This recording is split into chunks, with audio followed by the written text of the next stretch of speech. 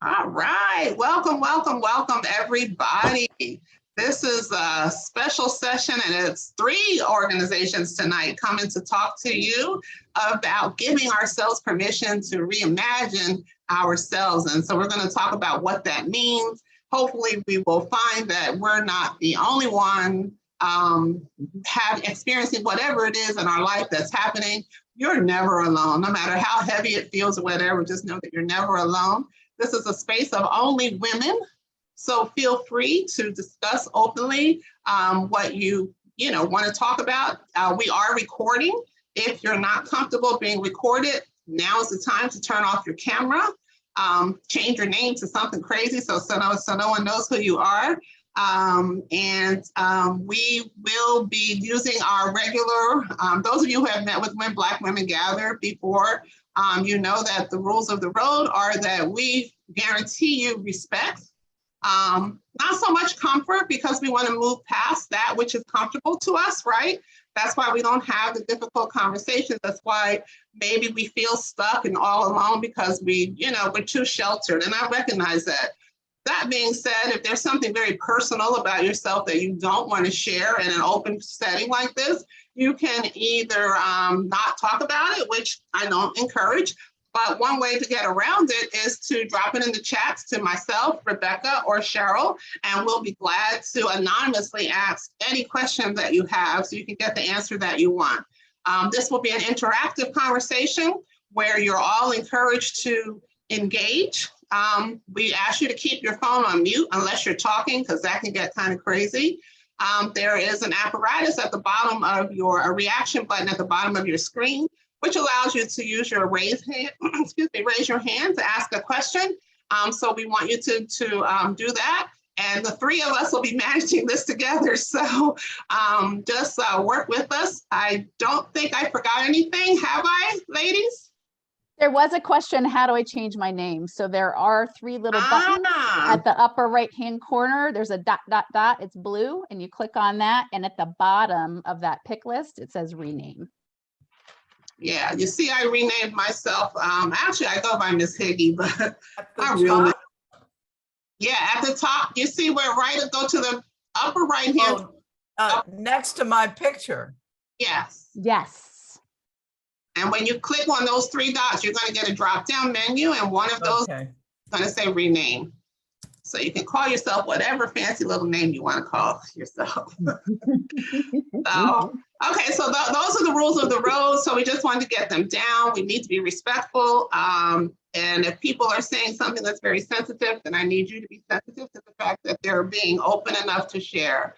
And we're all women, and we're all dealing with the same kind of stuff at one level or another. So I am going to introduce very quickly. I'm going to pass it off to my colleagues to introduce themselves, and then we'll each tell you who we are, where we're from, and why we're here, and what has been transitioned in our life.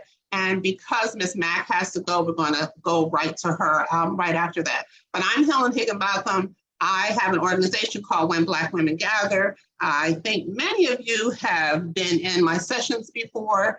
For the most part, I offer intergenerational conversations with Black women, where we're passing on wisdom and tradition and knowledge, things that we've gotten away from. But we also open up our circle to non-Black women, and we've had a few sessions with our white sisters, and I am so sorry that I haven't met with you all in a year. Shame on me. So when Rebecca came to me with this idea, I said, yeah, we're long overdue. So in a nutshell, that's who I am. That's what we do. I call myself the conversation lady. I'm all about having the conversation, whatever it is. There is no, if we call the conversation difficult or uncomfortable, in my world, it's because we don't want to have it. And it's probably an important conversation that we should have. So in a nutshell, that's who I am. So, and that's what When Black Women Gather is. And I will talk to you more about it later. So, Ms. Higgi, do you want to set up the session before we continue in the introductions? What is this? Why are we here? Okay, so the session, yeah, I was going to let you all do your thing and then come back to that. Okay, we can do that. I just wanted to make sure. Oh, okay, yeah. Okay. All right, well, I don't want them to think it's just about me talking, so that's why. So yeah, so whoever wants to go next, go ahead. Cheryl, looks like you're ready. Cheryl, go. Well, greetings, ladies. I'm really, really happy to be with you today. My name is Cheryl Gittens. From the bio, if you read the description of today's session, the owner and CEO of a coaching and consulting services firm called Be Ellavated. It's spelled incorrectly because it emphasizes the Ella in me, because I'm Ella's daughter, the late Ella Bailey's daughter. So that's my organization, and I really focus on helping people to achieve their goals, practice self-care, and advance in whatever situation they want to be in, and that's individuals or organizations. That's what I do for my love, self, and fun. But professionally, I'm a higher education administrator, and I've probably spent 30 years or more now ensuring that people, mostly people who look like me, have an opportunity to pursue higher education at all levels through doctoral study to contribute into the world the way we need them to be, educated professionals making change in the world. And so I'm just dovetailing the work that I've done in developing folks in an educational setting to doing work outside of the educational setting. And so I'm happy to partner with these two wonderful ladies and these two great organizations to really get into these kinds of conversations, the things that I like to do, you know, on a Saturday afternoon, Sunday after church, or any day of the week. So happy to do it on a Thursday evening. Thank you, Cheryl. I'm Rebecca Cohen. I am founder of sharemyjourney.org. And this is my second social impact venture. My first was called beoutsideandgrow.com. And so I am attracted to simple ways that we can improve our lives and for the greater good. And so Share My Journey connects people, whether one-on-one, in small group settings online, or in journey sharing events, sort of like this one, so that we can share our wisdom with one another, but also ask for help, because I believe, you know, that we are all going through something at any time in our lives, and probably everyone here has enough life experience to really help each other. And so I've reinvented myself plenty of times. I'm an ex-corporate person. You know, I, at one point in my life, was crying every day before work and, you know, climbing the corporate ladder. And my whole being was fighting, you know, what I was doing. I was good at it, but I hated it. And so I've spent, you know, working with a coach, just spent a lot of time listening to my heart. I'm still doing that now, and I'm still reinventing myself. But I'm starting to encounter people, and it was more like what she was saying in the beginning, was it Donna? About the energy shifting and noticing people around you, those clues of people who are really, who are reinventing themselves, people who are taking the courage, I guess, to kind of move through the fear that comes with, do I need to fit in a box, or do I, you know, the real fear of, you know, not being able to pay the mortgage or the rent. But stepping through that fear, making that commitment, it's almost like once you make that commitment, things start conspiring in your favor. So we'll probably talk a little bit about that in our journeys. But I mean, I'm a serial changer. I've moved 9 times. And so it's something that is terrifying and exciting at the same time. So I'm excited to have this conversation about giving yourself permission to reimagine your life, because it's something that I continue to do again and again and again.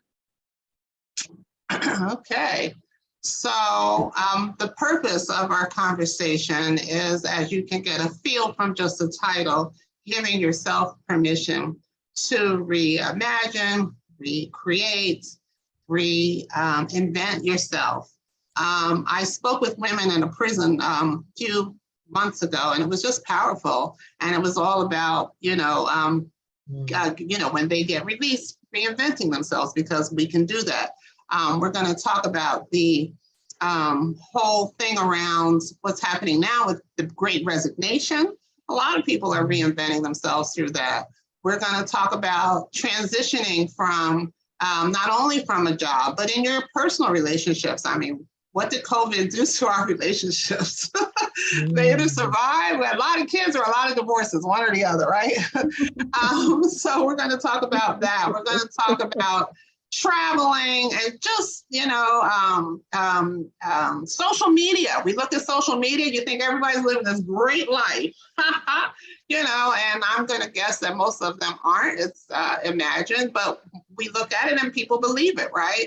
So we're just going to have an open and honest conversation. We're going to talk amongst ourselves.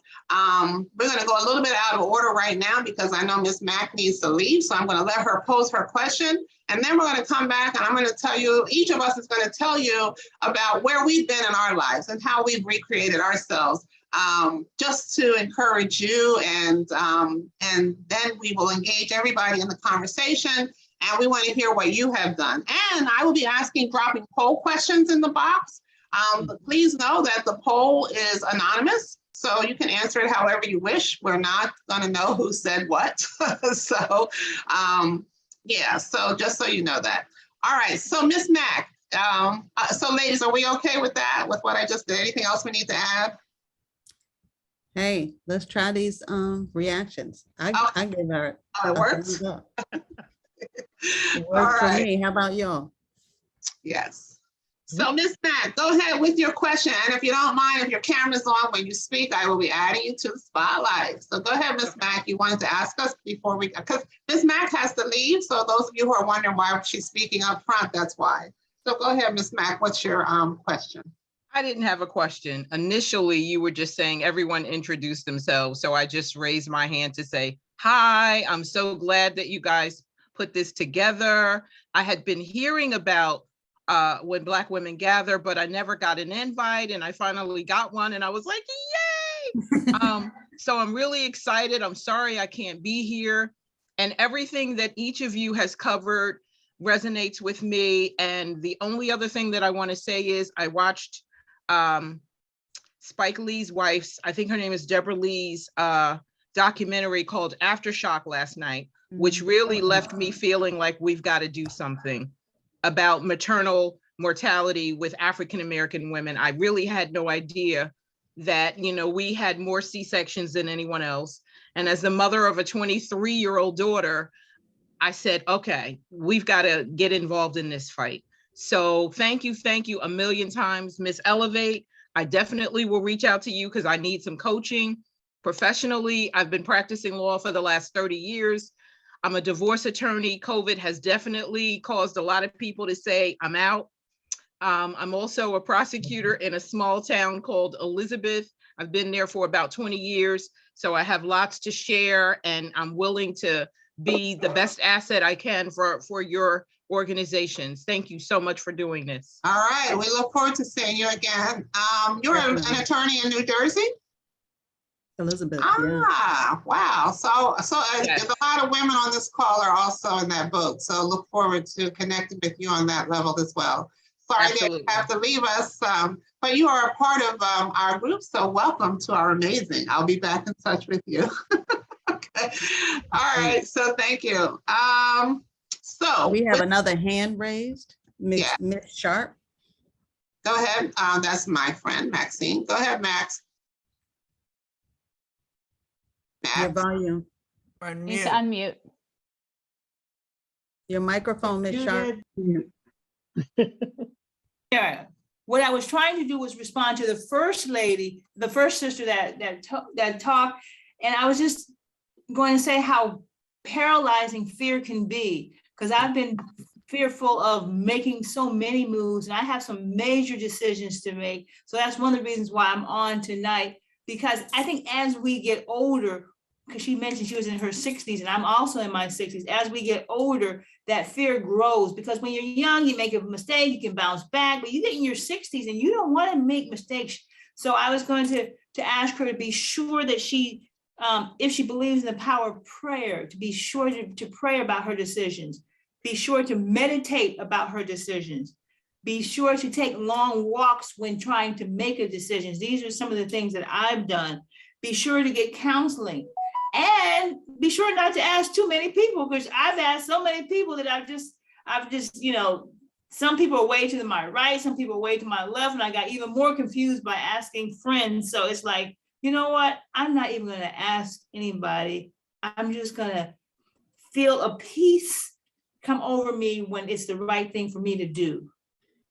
And Helen will tell you right now, it's just tough because I'm watching my mother die. She's in hospice, and they say she has 6 months a year.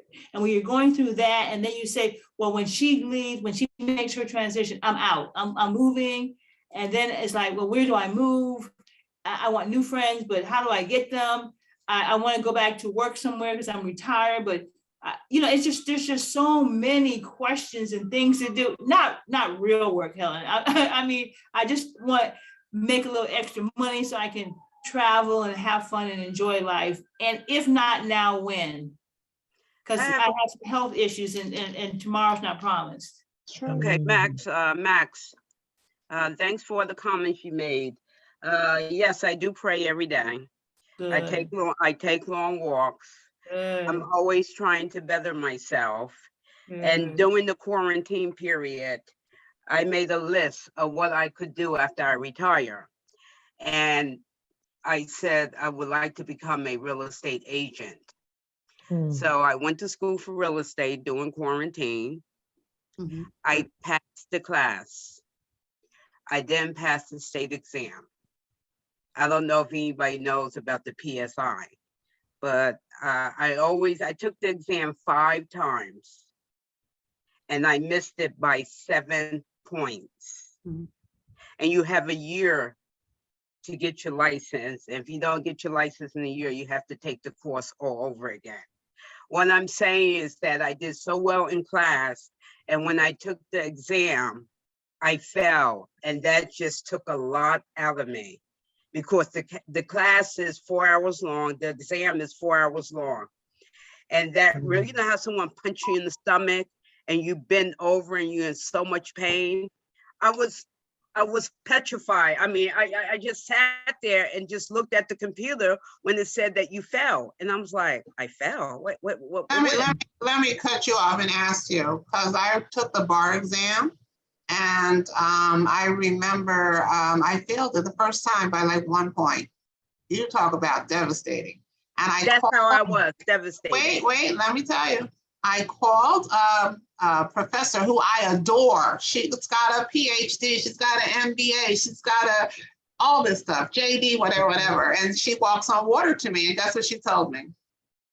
She said she failed too the first time. And then this is what she told me that I tell everybody to remember, that you, and a lot of people won't admit that they failed the bar. You know who else admitted that she failed the bar? Michelle Obama, right? So anyway, but I'm sharing this with you because what she said to me was the only person who ever really fails the bar is the person who stops taking it. So I'm going to say to you that do not be discouraged by whatever. If it's something that you really want, you know, you go into it with another attitude, but you cannot just, and I can't tell you what you cannot do. I don't recommend that you give up on your dream. You're miserable, as you said before we started the call, and what you're currently doing, you feel insecure and nervous about where you're going to land. So I'm going to say to you, keep it, do it again. Just take the can out of your lexicon and do it again. Does anybody else want to give her some words of support around that? Well, I'm already scheduled to take the course over again. I'm taking the course in September. But one thing I learned, like Max said, you can't tell everybody what you're doing. Yeah. Because I feel that they're throwing out that negative energy. Mm-hmm. So this time, I'm telling you ladies now, damn, oh God. That's what you know why? Because you know you're in a positive place and you know that it's safe and you know that we're going to encourage you to do it. You find people who lift you up. Well, right now, I'm taking the I'm taking the course all over again in September. and no one's going, anyone around me in my circle is not going to even know what I'm doing. I'm keeping it to myself. I have, I don't know. It's just that I'm such a good person. It's like, and very giving. And I've been walked over, and I've been to a therapist, Max. I've been to a therapist, but it seems like I don't get the right therapist. I was even looking for a life coach. And then I saw the sign around the corner from my house about the life coach. And when I do my power walk, I pass her house. So this was last year. I stopped to knock on her door, you know, because I wanted to get some information on the life coach or all that. And her response was unbelievable. What the hell you want? I'm busy. And that just turned me right off. And then I've been asking people like, do you know a life coach? Because I believe a life coach could help me. I have tried every avenue out there. I've been to therapists where they see you got insurance and they just take your money and you're not getting the right help. And it's like, oh no, I can't do this. So it's like, I'm going in a circle. This is a great poll question, Helen, to ask, are people feeling, you know, similarly? Are you happy, content with your life? No. You have to tell us. It's anonymous. As you answer the poll, it's anonymous. You know, I'm open. I mean, because I'm looking for help. Okay, no, that's fine. That's fine. That's fine. Like, you know, other people know if they want to answer the poll. It is anonymous. We don't know who you are, so you can answer. You're gonna know right now because I don't like to talk to people. I like to talk to people because I love people, but you know, I like to talk to people face to face. Yeah. Okay. So let's That's good. It's nice to see your face. Oh, did she turn on her camera? Oh my goodness. Sure did. It's so wonderful to see your face. Well, you guys did it. I mean, it's just, I feel your positive energy. Yeah. I feel that you guys are really good people. I mean, I just feel it. I mean, and it's like, you know, so when this was introduced to me, I said, okay, you know, I will always try and try. I'm the type of person who don't give up. That's great. But, you know, you just get tired. Yeah. You just get tired and the days are going fast. And like I said, I'm 63. And it's like, oh no, I mean, I got to do something. I don't got too many years left ahead of me. You know, when you're in your 20s, you got all these years. But when you get a certain age, you're like, oh, I don't got too many years left. And I have no qualm about people who work in the supermarket or whatever, you know, to supplement their Social Security or whatever. I don't want to do that. I said to myself, I get my Social Security check. Oh, maybe I could sell a house or two. So that's why I got into real estate. And I got into for a lot of reasons. I made a whole list because I work in corporate. So my wardrobe's corporate. I love people. And I said, oh, this would be perfect. Miss Warner, I really think you should continue to seek a support person. I'll just say that. I think a coach of some type, basically a partner to travel with you, someone to travel with you, to set intentions and help you focus on moving toward those intentions and sort of quieting all of the other noise around. You also how do you find that, Cheryl? So we'll get to that, Ms. Warner. We will get to that. Yeah. So just hang tight with us. Thank you for your input, and Maxine, thank you so much for your, and don't leave us, either one of you, please. We're gonna. I wanted to offer something. Just in coaching lingo, we call it recovery. So from any moment to moment. So I'm a person who learned that I've suffered from anxiety my whole life. So I have good days and I have bad days. I have good moments and I have bad moments. So what I learned from my first coach, who I met on the Jersey Shore because I saw an article from her about her from the Wall Street Journal, I think, that was talking about her exit from the corporate world, which is what I was wanting to do, and opening up a shop on the Jersey Shore. That's what she always wanted to do. And I saw her working at the cash register, and I got so excited. I was like, oh my gosh, a real life entrepreneur. Like I'd never met one before. I'd never known anybody who had their own business. And so I went and I introduced myself and I said, I just registered my LLC. Do you have any advice for a new entrepreneur? And she said, get a coach. And I actually didn't know what that was. I was like, what's that?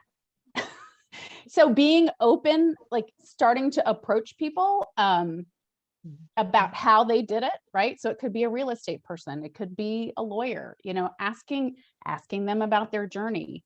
So I asked for the recommendation of the coach that she used, and that's how I got introduced to a program. But this coach told me, when we're in a bad place and our energy is bad, and we just know that we're just not in a good place, and we're all human. We are all in that place. And I had a big decision to make. And I was in just a horrible place. My anxiety I call it wrestling with a crocodile. When I can't decide, I just go back and forth and back and forth. And I know what's going on and I don't know how to get out of it. So with recovery, it's like, well, how do I raise my vibration? How do I go from this really dark, difficult place?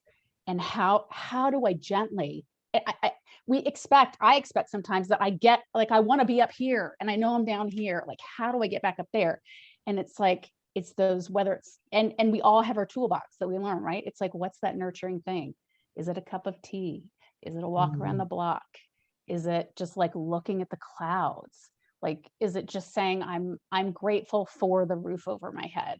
And like, even just, it like turns the dial just a little bit and a little bit and a little bit. And eventually, you get to a better place. Sometimes music, can do it, or a good cry. So my coach would call it a heart bath. But for me, what ended up working for me was I went to an acupuncturist, and I just said, my anxiety is horrendous. Like, it's in a really bad place. I'm making this decision and I don't know what to do. And she's like, do you need clarity? And I was like, I don't know if I need clarity so much as just like perspective. Like, I need to have a different perspective than the perspective I'm having now, because my perspective is not working. And I walked out of there. I've done acupuncture before, but that helped me, that day. Another day it might've been a walk. It might've been a cup of tea. It might've been going to a yoga class.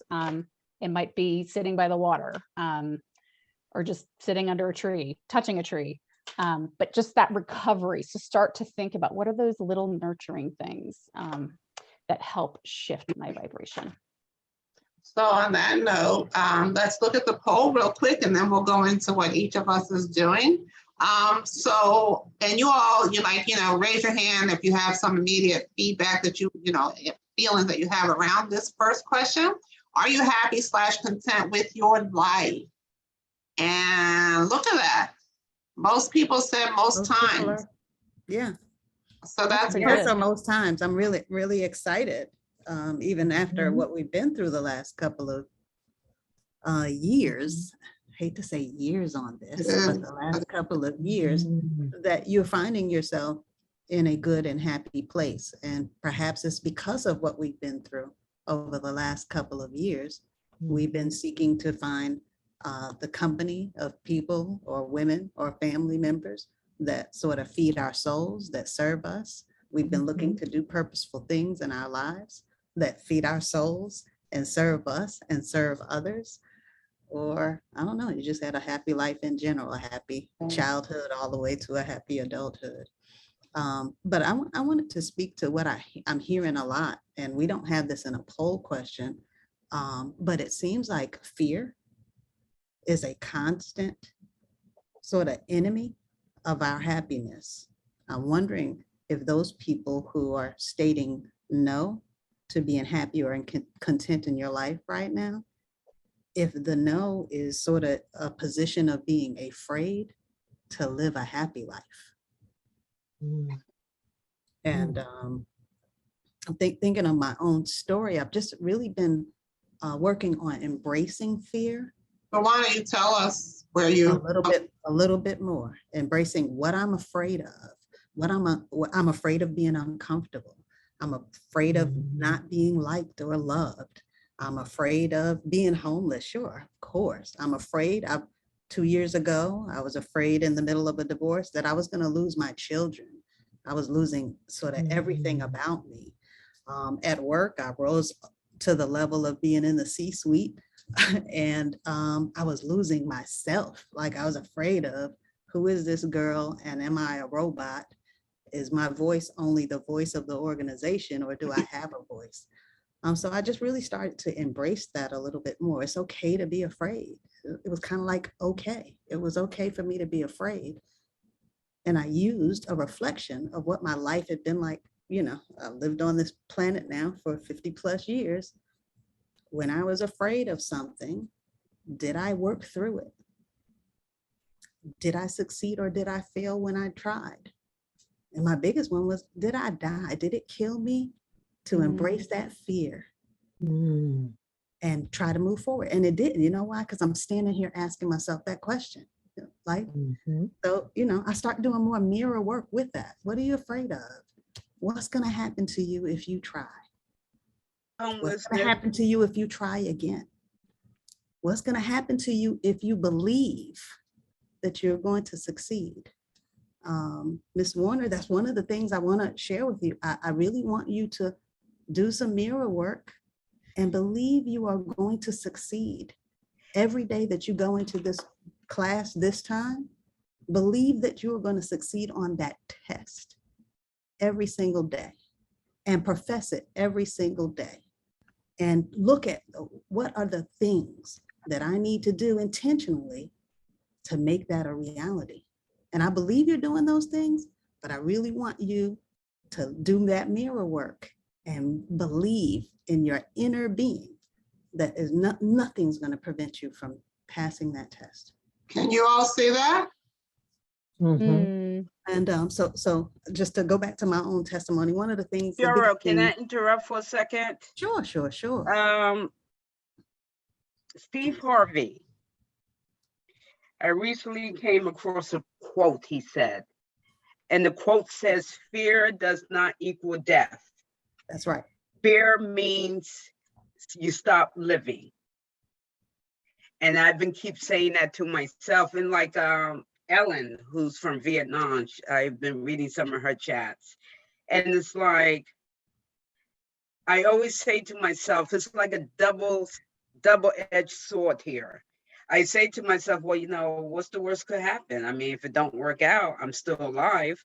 I mean, you know, if I become homeless, I only have to take care of myself and no one else. It's not like I'm bringing a lot of people with me. And then like, I think Max said, when you get old, someone said, when you get older, the fear starts being more stronger. Yeah. And I want to get past that. It's like, you know, I just want to live my life. I mean, you know, it's like, okay, I mean, where I'm at, and then, you know, we were home for 2 years. The job I work for, they don't even pay any money. It's an hour away from my house. And with the price of gas and everything going up, just like everybody else, I'm struggling to get to work now. You know, and I'm just saying here, I don't like the job. You know, and it's like, I'm struggling. This is the wrong time for us to go back to work with the increase of gas. And I know everybody in the company is complaining too, but it's like, I have to do something. So I finally got my resume done. The lady did an excellent job, but it's just been sitting there. And I keep saying, I'm going to put it on Indeed. I'm going to put it on Indeed. I'm going to put it on Indeed. Well, you will. So let's, Cheryl, go ahead. Tell us more about your journey and where you started and how and where you are. That's right. I'm sorry, Cheryl. I'm sorry. Okay. No, there's never any apologies. Never any apologies here. This is absolutely a conversation. But I feel like I have a long story and a long journey. But just over the last couple of decades, I think every decade I find myself in another life transition, right? There's always something pivotal that's going to happen in my life. And it may be a move, it may be defining my identity. Who am I? What are they gonna call me? What do they call me at work? what do they call me at home, right? And that usually has something to do with, some transition or endeavor that I've made. Most recently, this pandemic really put me in a funky place. I think I've reached the pinnacle of my career in the C-suite. And was I happy? Yes, financially. Was I happy? Yes, in terms of making a big difference to a big and large organization. Was I happy? Working probably 80 hours a week? Probably not. Was I most unhappy? Missing my children? Absolutely. I found myself 14 hours away from my children, seeing my children twice a month. I have 2 teenagers. So I'm an old mom, but I have some beautiful kids that I found myself separated from. And I was wrestling with being in this great job and being separated from kids. And then boom, the bigger shenanigans, a big divorce. And I found myself afraid I was going to lose my children. And I was going to fall into a pattern that I had seen in my life, running behind this man and his career aspirations, always being where he needed to be and having to reinvent myself all over again for his sake. But I was so scared that I was going to lose my children. I was going to lose my sense of self. I was going to lose my position professionally. I was just really afraid of it all. And I had an epiphany one day. I sat in a meeting, a leadership meeting, and someone asked a question that was going to ask me something about who I am, something about who I am. And I found myself answering questions with someone else's voice. And it was weird. Somebody would say, well, Cheryl, have you ever done? And I'd say, well, my ex-husband says I'm this, blah, blah, blah, blah, blah. And then another question, I say, well, my kids say I'm this, blah, blah, blah, blah, blah. And I kind of went home one day and I felt funky about the whole meeting and how I was defining myself and describing myself. I was like, where was your voice in that meeting, Miss Chief?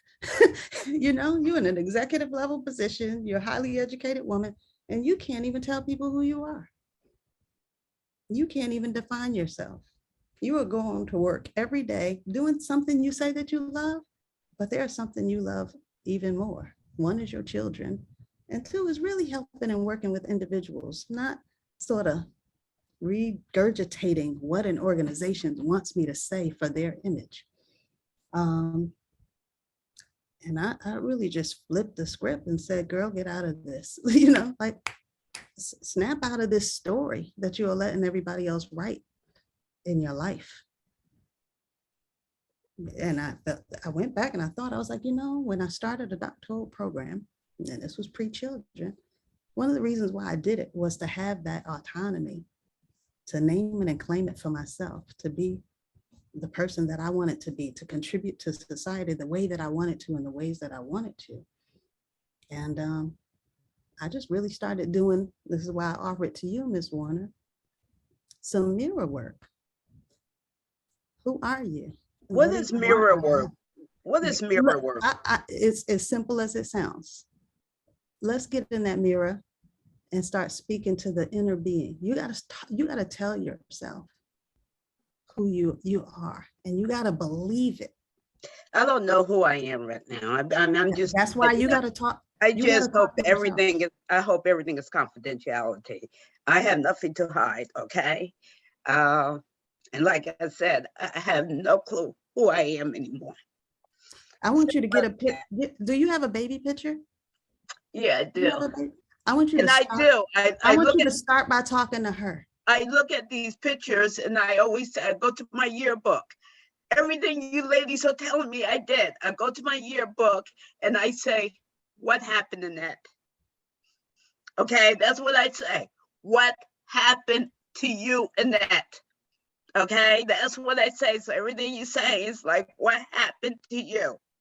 Right. And when you start doing that mirror work, you're going to realize you have the power to change it. You are probably living in someone else's narration of your life, and you're internalizing those things, and then you're I'm trying to sorry. live it. I You're don't mean trying to to live it the cry, way that story is told. I don't mean to cry, ladies, but I'm sorry. You don't ever have to be Okay. sorry. And what did you call it? A water A bath or something like that? heart bath. Heart It's a bath heart is bath. it, It's a that's good beautiful medicine. thing. It's good Tears are medicine. healing. It's releasing something that needs to be released. That's part of that mirror work too. Embrace it. Look at yourself in the mirror and cry. And talk to yourself about those tears. Talk to yourself about those tears. Embrace those tears. And none of it is hurting you. So you don't have to apologize. It's not hurting us. Mm-mm. And you don't have to apologize either. Mm-mm. But anyway, my story transitioned very quickly. Embracing fear, doing some self-work, connecting with others. I hooked up with Share My Journey even, to make sure that I was holding myself accountable to that self-work on a regular basis. And I really reflected on my priorities. And y'all heard me say and talk about my kids. And every time I say it, I don't know if y'all see my light, my cheeks light up a little bit more, my eyes sparkle a little bit more, because they are really my world. I was really sacrificing everything over the things that I think, or the beings that I believe are the most important. Even the ex-husband, I was really defining my whole situation around following him and being defined by my ex-spouse. And I realized I get to define why I move, where I move, and what's my priority.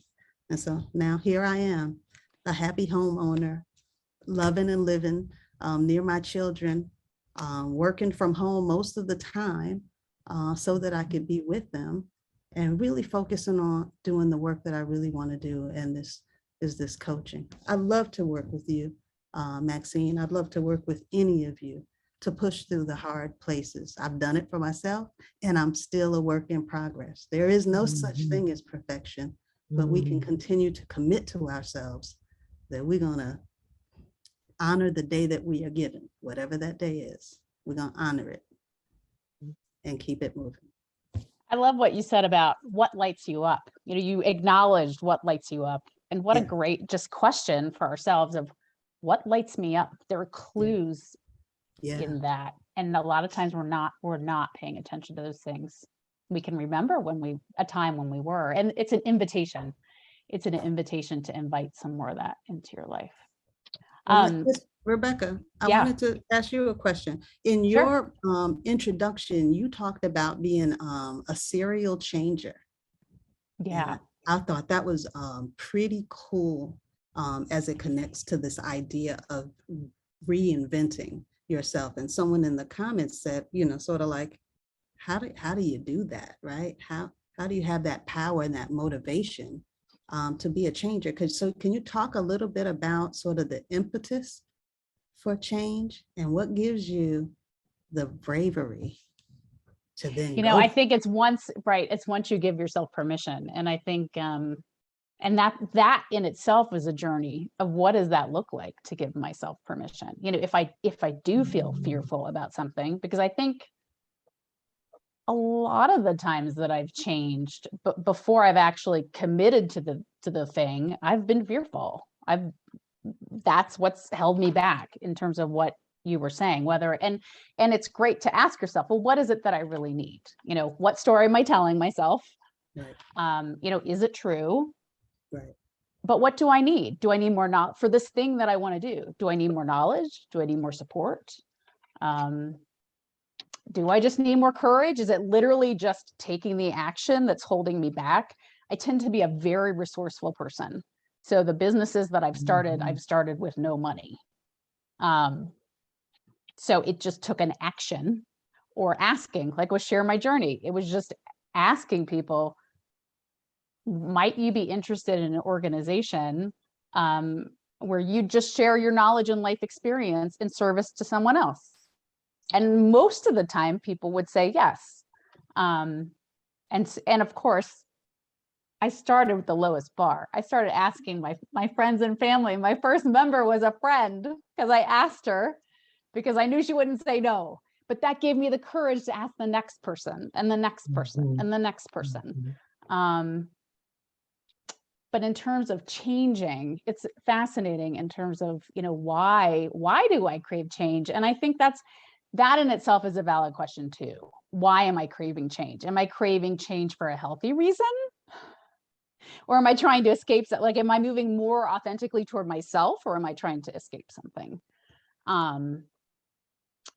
But we tended to do it more with houses. And I learned that this was not particularly, at one point, that was a good financial decision, a long time ago when, I don't know, you could make money on selling a house.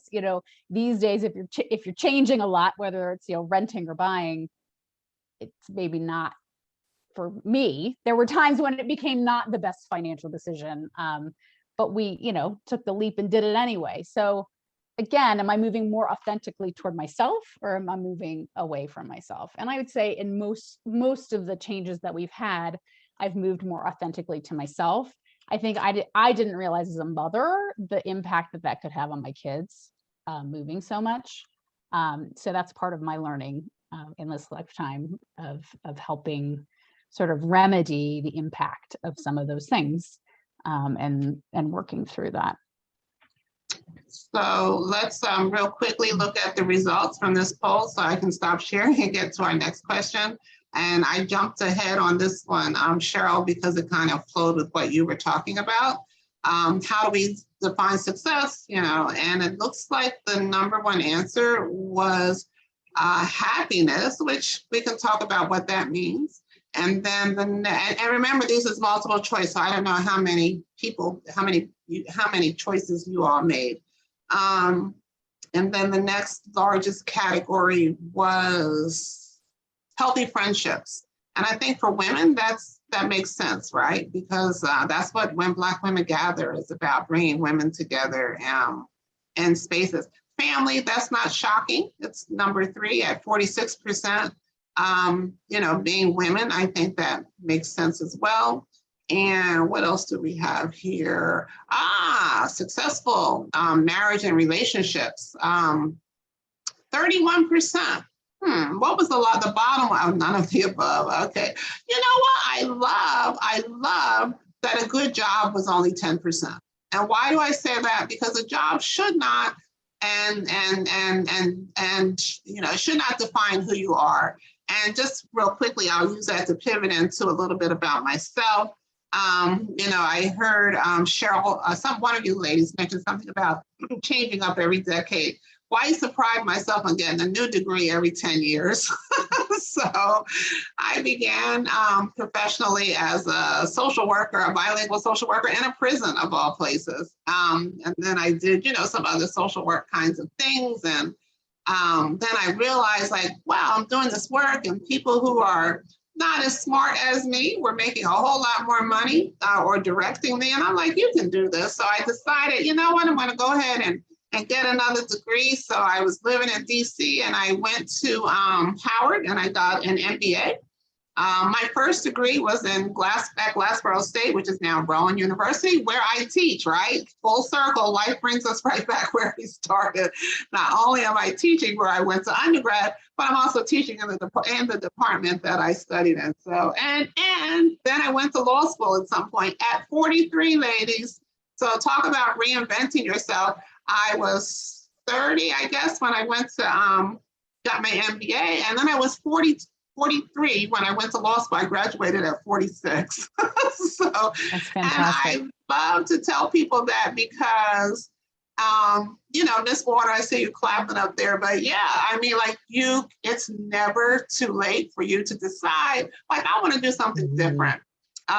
In the midst of all that, I have lived, I don't even know how many cities. I have traveled. I had never been on an airplane ever in my life. I was 21. I decided I was finished undergrad in 3.5 years. Most people were on a 5-year plan. I was done. So I could either graduate in December or I could spend the spring semester in Spain. I had never been on an airplane. My mother drove me all the way from New Jersey to New York thinking she's not going to get on this plane because she does not have, I mean, she was proud of me, but she, you know, she was kind of hoping I didn't go. But I went and I sat on that plane and I waited for all the horrible things that people say happen when you fly. So none of that happened. I flew to Spain. I stayed there for a month, but you know, if I had to do it again, I would not have gone to Spain. I would have gone to a Spanish-speaking country of color. And we can talk about that because the racism there was real. I went to Valencia and it was during the Franco was gone, but his influence was very strong. So, but that ignited in me a desire to see the world. And since then I have traveled, to 7 countries. I've lived abroad again. I lived in where did I live? I lived in Spain, obviously, then I lived in Ghana recently. And I'm sure that my final destination will be somewhere outside the country. One of the things that we do when Black women gather on the 3rd Sunday of every month, I invite Black Americans and Black people who are living in other places to come and talk to us about the experience of doing that. And these are people who have just uprooted and left and, and they're thriving. So it's all about believing in yourself.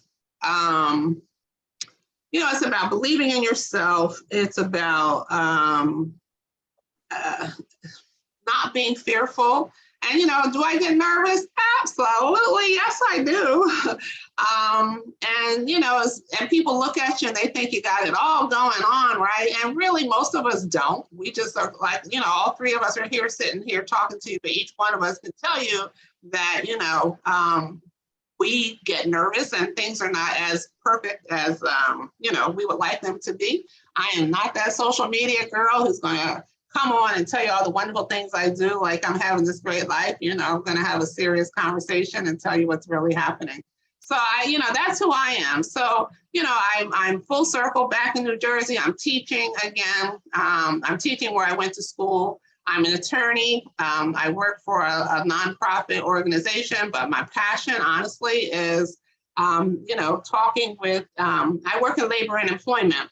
So kind of like what Cheryl's saying, I also like talking to organizations. I saw, where's Miss Mitchner? I saw her here. Hi, Carolyn, haven't seen you in a while. Good to see you. I've gone out and spoken to a couple of organizations and, I want to do that. I just want us to have the conversation, and the issues for me are politics, race, and women. And that's usually where everything lands. So I'm going to stop rambling. I'm going to Miss Miller. I see your hand is up. So, and I know that you had your hand up earlier. So let's add you to the spotlight. You can ask your question. Okay, thank you. It's a comment on the poll. I am one of the people that checked other. Okay. And what it is giving back to society. In other words, contributing to the common good. So I would recommend you actually put that explicitly in the poll next time, because that's motivated me my whole life. Yes. I was fortunate that in the beginning of my career, I got paid well to do that, working, helping developing countries all over the world. Toward, after retirement, I've been on the board of, I worked for a large nonprofit for a while, and that's where their values were not the same as mine. So I had to resign, but I've been on the board of several nonprofits since. And that's what I find really satisfying is, number one, I love being on a board because you're a peer. You're dealing with peers, you're making decisions by consensus. It's not a hierarchical organization in general. I mean, it depends on the board, but in general, the chair is facilitating. They're not lording it over the people. So anyway, I would recommend you put that back because I think a lot of people are motivated by that. Let me, and I'm glad that you brought it to our attention that 23% of you said other. And Vanessa, I see your hand up there. I got you next. But who else said other that might want to tell us what other meant to you? Because 23% is significant as well. Anybody else want to talk about? Miss Christina, I see your hand. Yeah, I would like to say, I think that for me, it is very important that to give back is a part of letting go of myself and being engaged with other people. And so therefore, it helps me to be able to say that I am giving back. I mean, I'm saying it to myself. I don't mean to other people. But the fact that that is basically who I am is if I am giving back, I am a better person. Mhm. Yeah, I love giving. You know, there's $1 billion in that lottery tomorrow. I'm just saying, I mean, Oh, yeah. and you know, I'm telling you, I would be the most generous person ever. I just Mm. want a that, million. that would be That's funny after. you said that. I just got a text from my sister in my sister chat. They just said, everybody, please play the ladder. So it's a sign. 1 billion with a B. Now, of course, I would disappear for a year. You'd be like, what happened to Helen? But I would come back. Well, I don't know if anybody's read the Book of Joy by the Dalai Lama and Archbishop Desmond Tutu. Yes, But yeah. and it was gifted to me when I was explaining to someone that I was going through a tough time with our family with mental health issues with my son, and she gifted me that book. And she had a son who was chronically ill, and she always just had such a beautiful perspective. And the point of that book is service. The key to joy is by serving others. Yeah. And can you drop that in the chats for everybody? That would be But you great. gotta serve the right ones, because there's a lot of takers out there. This is Yeah. true. This is true. You give, and that's where, centering on your heart and what's important to Right. you, and Mhm. where do you want to serve? Where do you want to give your gifts? Starts to raise that vibration that we were talking about. Mhm. So, Right. Miss, Vanessa, let's get Vanessa. yeah, Miss, first of all, I want to find out if these two ladies, are you finished so I can remove them from the screen? Are you finished, Miss Miller? Or did you have something more to say? No, that's fine. Other people have said it very well.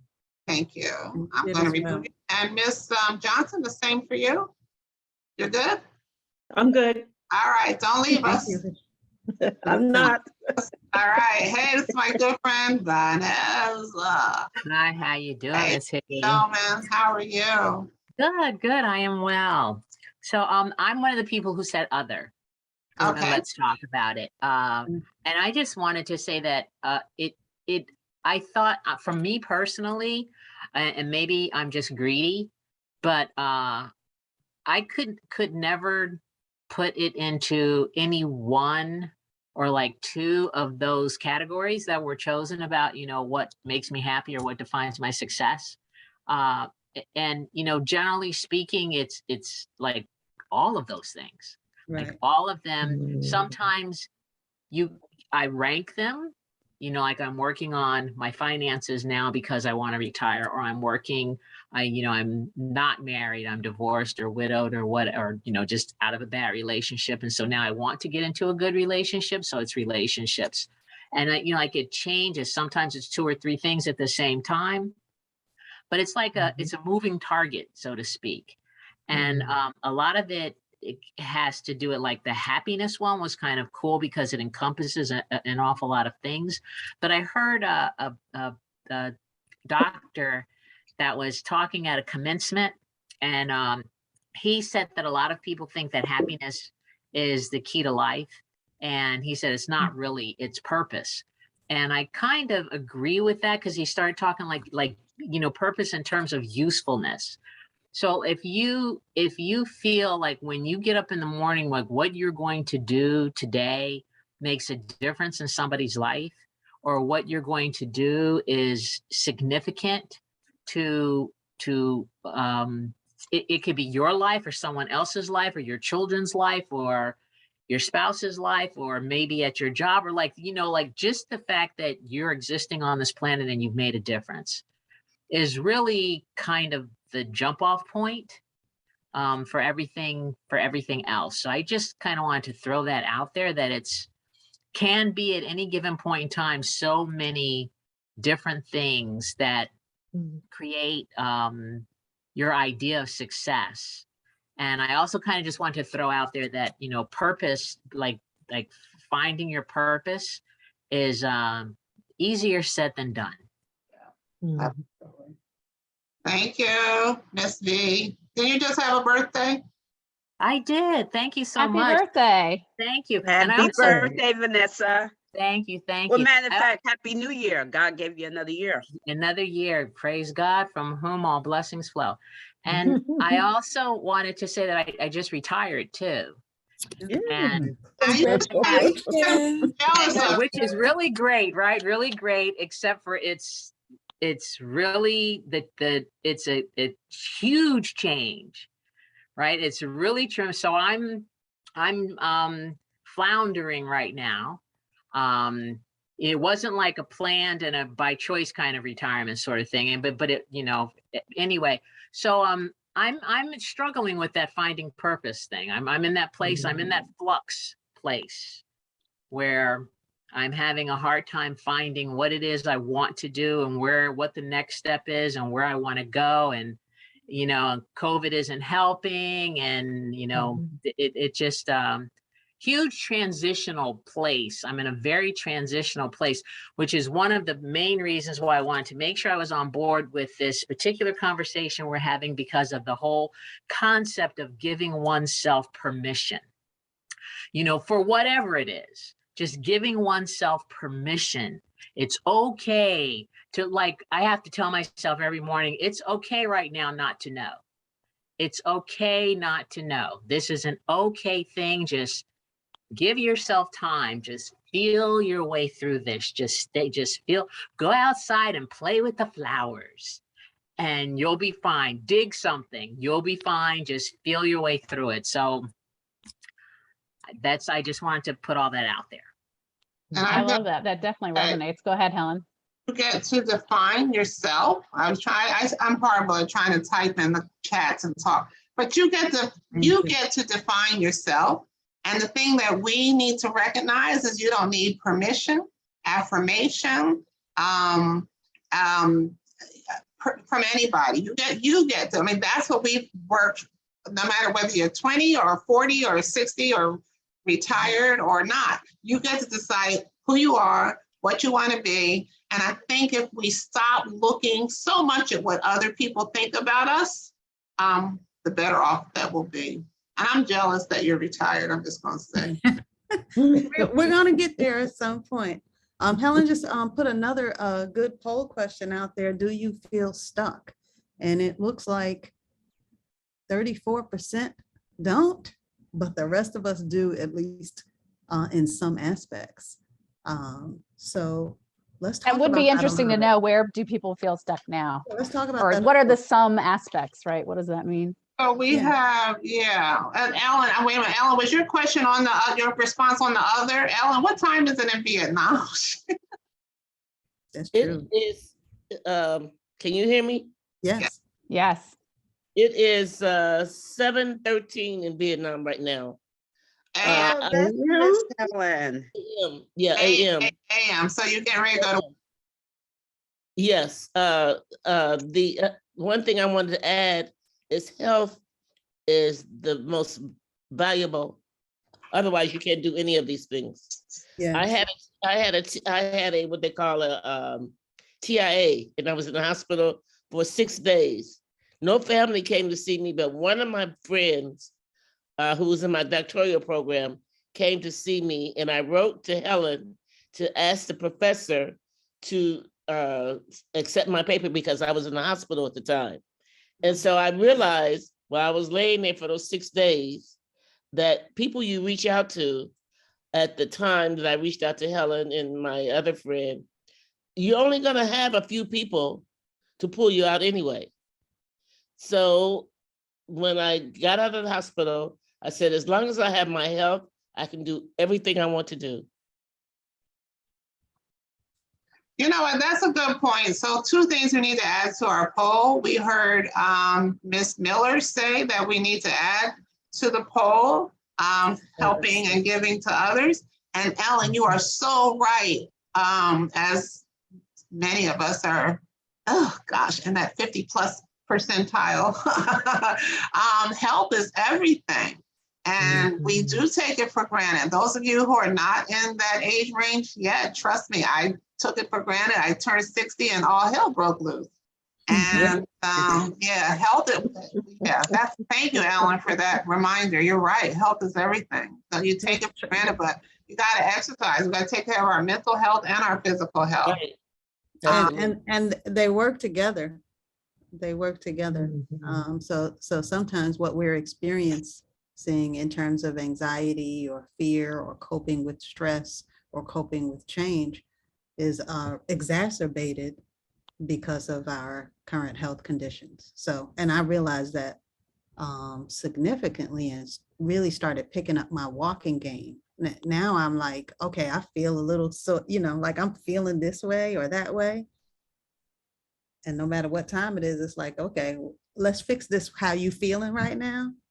Get outside and walk, get outside and get your heart rate up, get outside and sweat a little bit.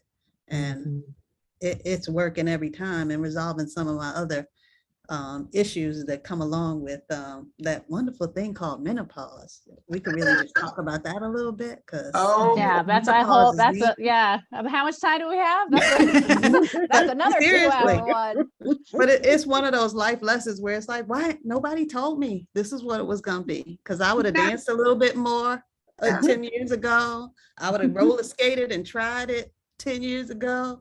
I would have got my sleep regulated. You know what I mean? Like, there's so much to talk about there too. But we actually did a session and when Black women gather, and it was all about the things that happen to your body that people don't talk about. They're either embarrassed to talk about it or I don't know. So it was from menopause to all of the kinds of things that women have to deal with. Before we move on, is there anything else that either of you want to point out about this particular poll? Does anybody in the audience have any questions about this particular poll? Ms. Miller, I see your hand again. Did you have something about this poll that you wanted to? No, I didn't mean it like that. Anything you want to? Yeah, just quickly. The last speaker, I thought she said hope. And it wasn't until the end that I realized she said health. So I'll just throw out that hope is important too. Okay. Good point. Absolute good point. Thank you, Ms. Miller. Thank you. So is that it for this poll? Anything else? No, we didn't really get into this poll. Yeah, I thought you gave some good points when we were talking earlier, Cheryl, about stuck and what it looks like. So can you define it for the 2%? And maybe some people are not clear, but just not asking. So what do we mean when we talk about stuck? Well, let's talk about it. What do we mean when we're talking about stuck? And for some of us who are still in the workforce, we may be feeling stuck in going to that job every day that is not serving us or filling us with joy. We don't feel valued. We don't have the right title, the right salary. We're not getting respect, or we don't like the hours, the shifts, the commute, whatever have you. And we're stuck in being there because it's providing for our day-to-day living. But stuck could be a whole lot of other things, like stuck in a marriage or a relationship that's not serving us. We're stuck in a friend group that aren't filling us with joy. They're narrating our journey in the way that's not feeding us, right? Telling us what we can't do, reminding us what we used to do, telling us, well, you did fail the exam. So, like we might be stuck in that circle that we need to get out of. Some of us are stuck practicing a religion that's not serving us and now drawing some resentment to a higher power because we're in the wrong circles, right? Or we're stuck in a health condition that maybe we can change with some new activity or exercise, which was my epiphany. Get up and get out of bed and walk. So what does stuck mean to some of you? And I like that someone answered and said, what is that? What is stuck? So let's talk about it a little bit. Who's not sure of what we're talking about? And then what are some of the aspects that are contributing to your feeling stuck? Well, I have a colleague on here. I'm going to call her out because she works in this area. Elizabeth, are you still with me? Let me see. You guys see Elizabeth Williams? Did you want to speak to what it means to be stuck? I thought that was my auntie. So, okay.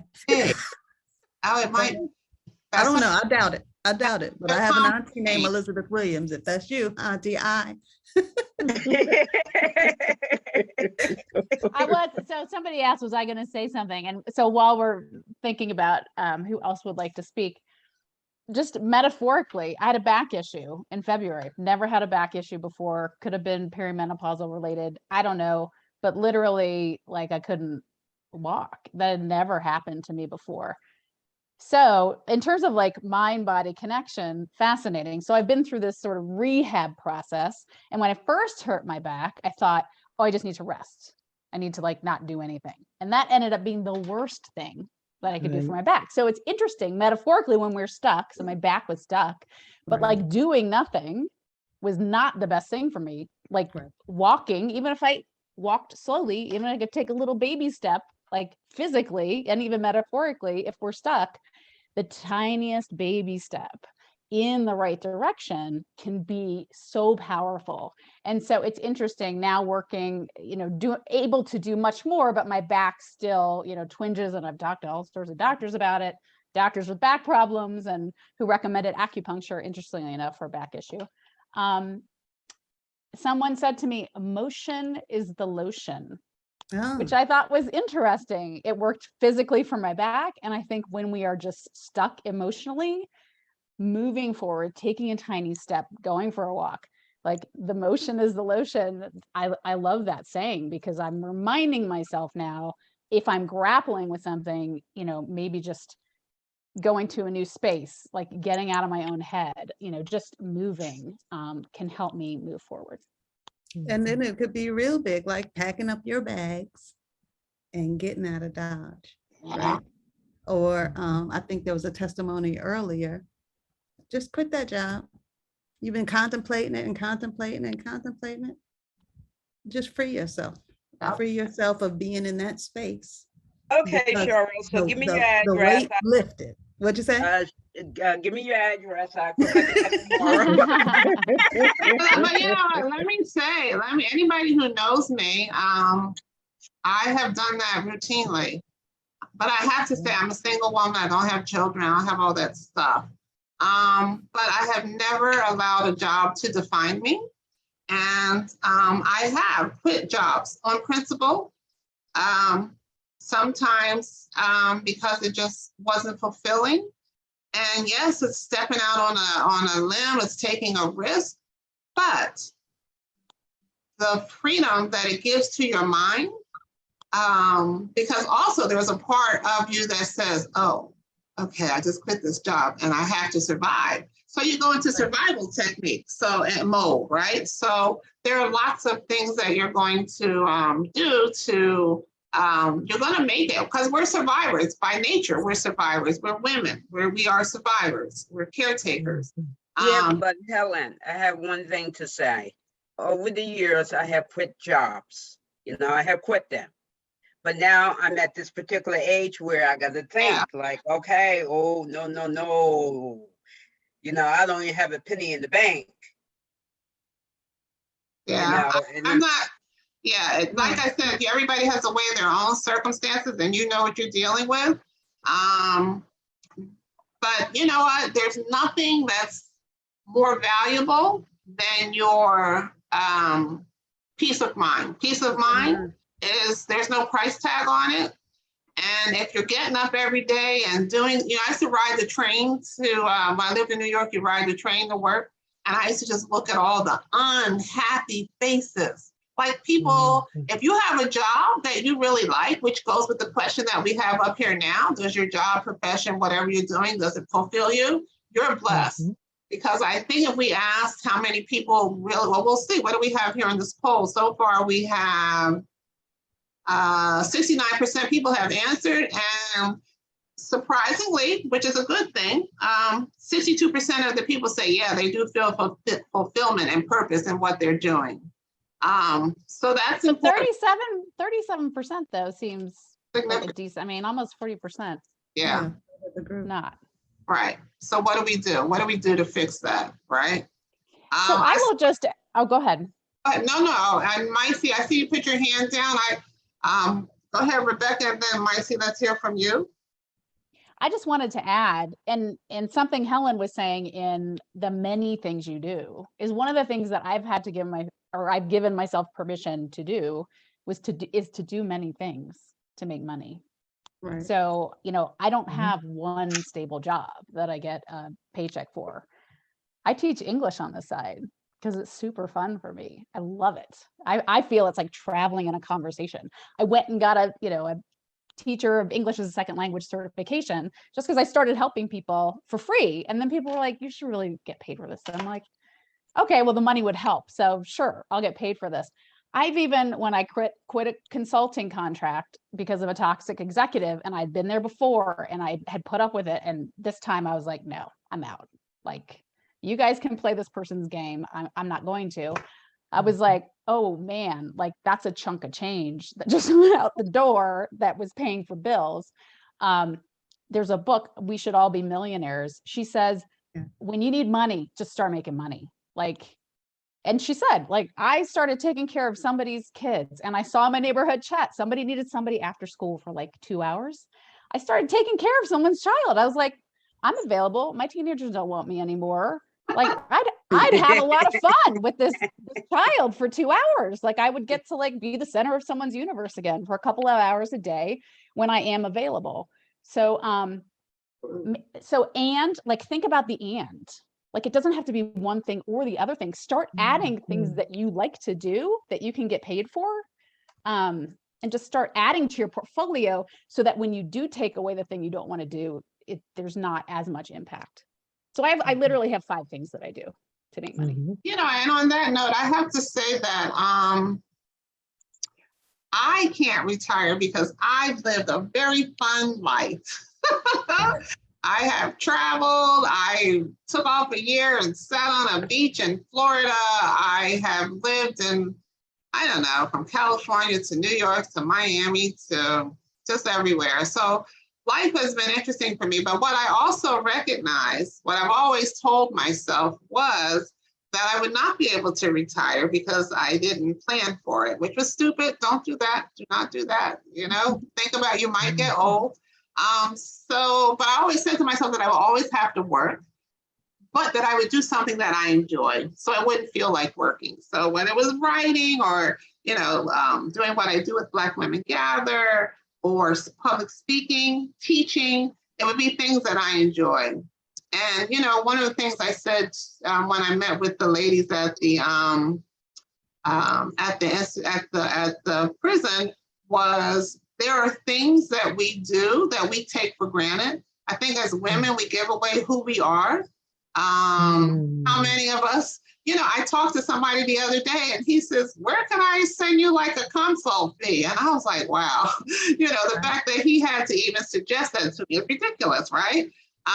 But so I think that we take for granted the things that we do. And I would encourage that we think of things that bring you joy, and that's what you want to do. How can you make money doing those things? I told the women in the prison, because I remember when I worked in the men's prison, that the creativity was through the roof because they had the idle time. We've had idle time during COVID. Some people have used this time to do really good things, like recreating themselves. I just heard somebody say, Miss Warner, she went back to real estate school. Some people say their house is more organized than it's ever been. I wish I could say, some people never stop traveling.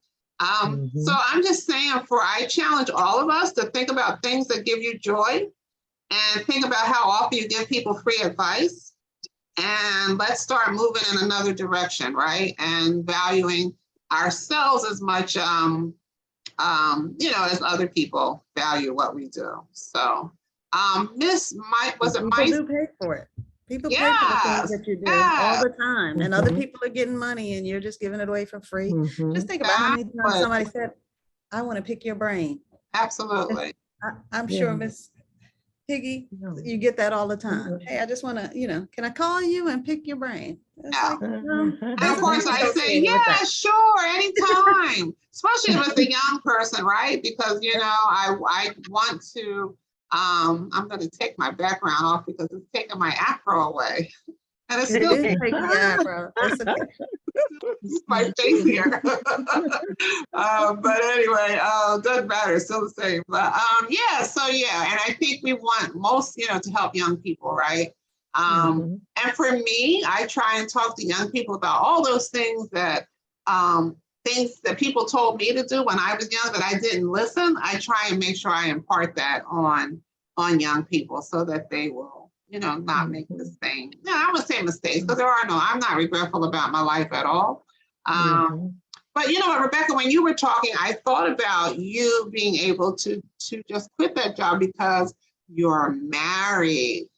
So can we talk about the risk around the scariness around that? If there's one thing that my husband and I have argued about our whole marriage, and we've been married 22 years, is money. And there has been this push and this pull of around the financial responsibility, and a lot of it is happiness can be a state of mind, and financial security can also be a state of mind. And my mother is on this call. Hi, Mom. I thought we didn't have a lot of financial resources growing up, but I honestly thought we were like dirt poor. Like the amount of anxiety, like financial anxiety, that just like was present. And sorry, Mom, I'll be really honest. I haven't I kind of married a person who is, he's not my father, but is very similar in that. And so I think that's something that, I want nothing more than to be like the primary breadwinner.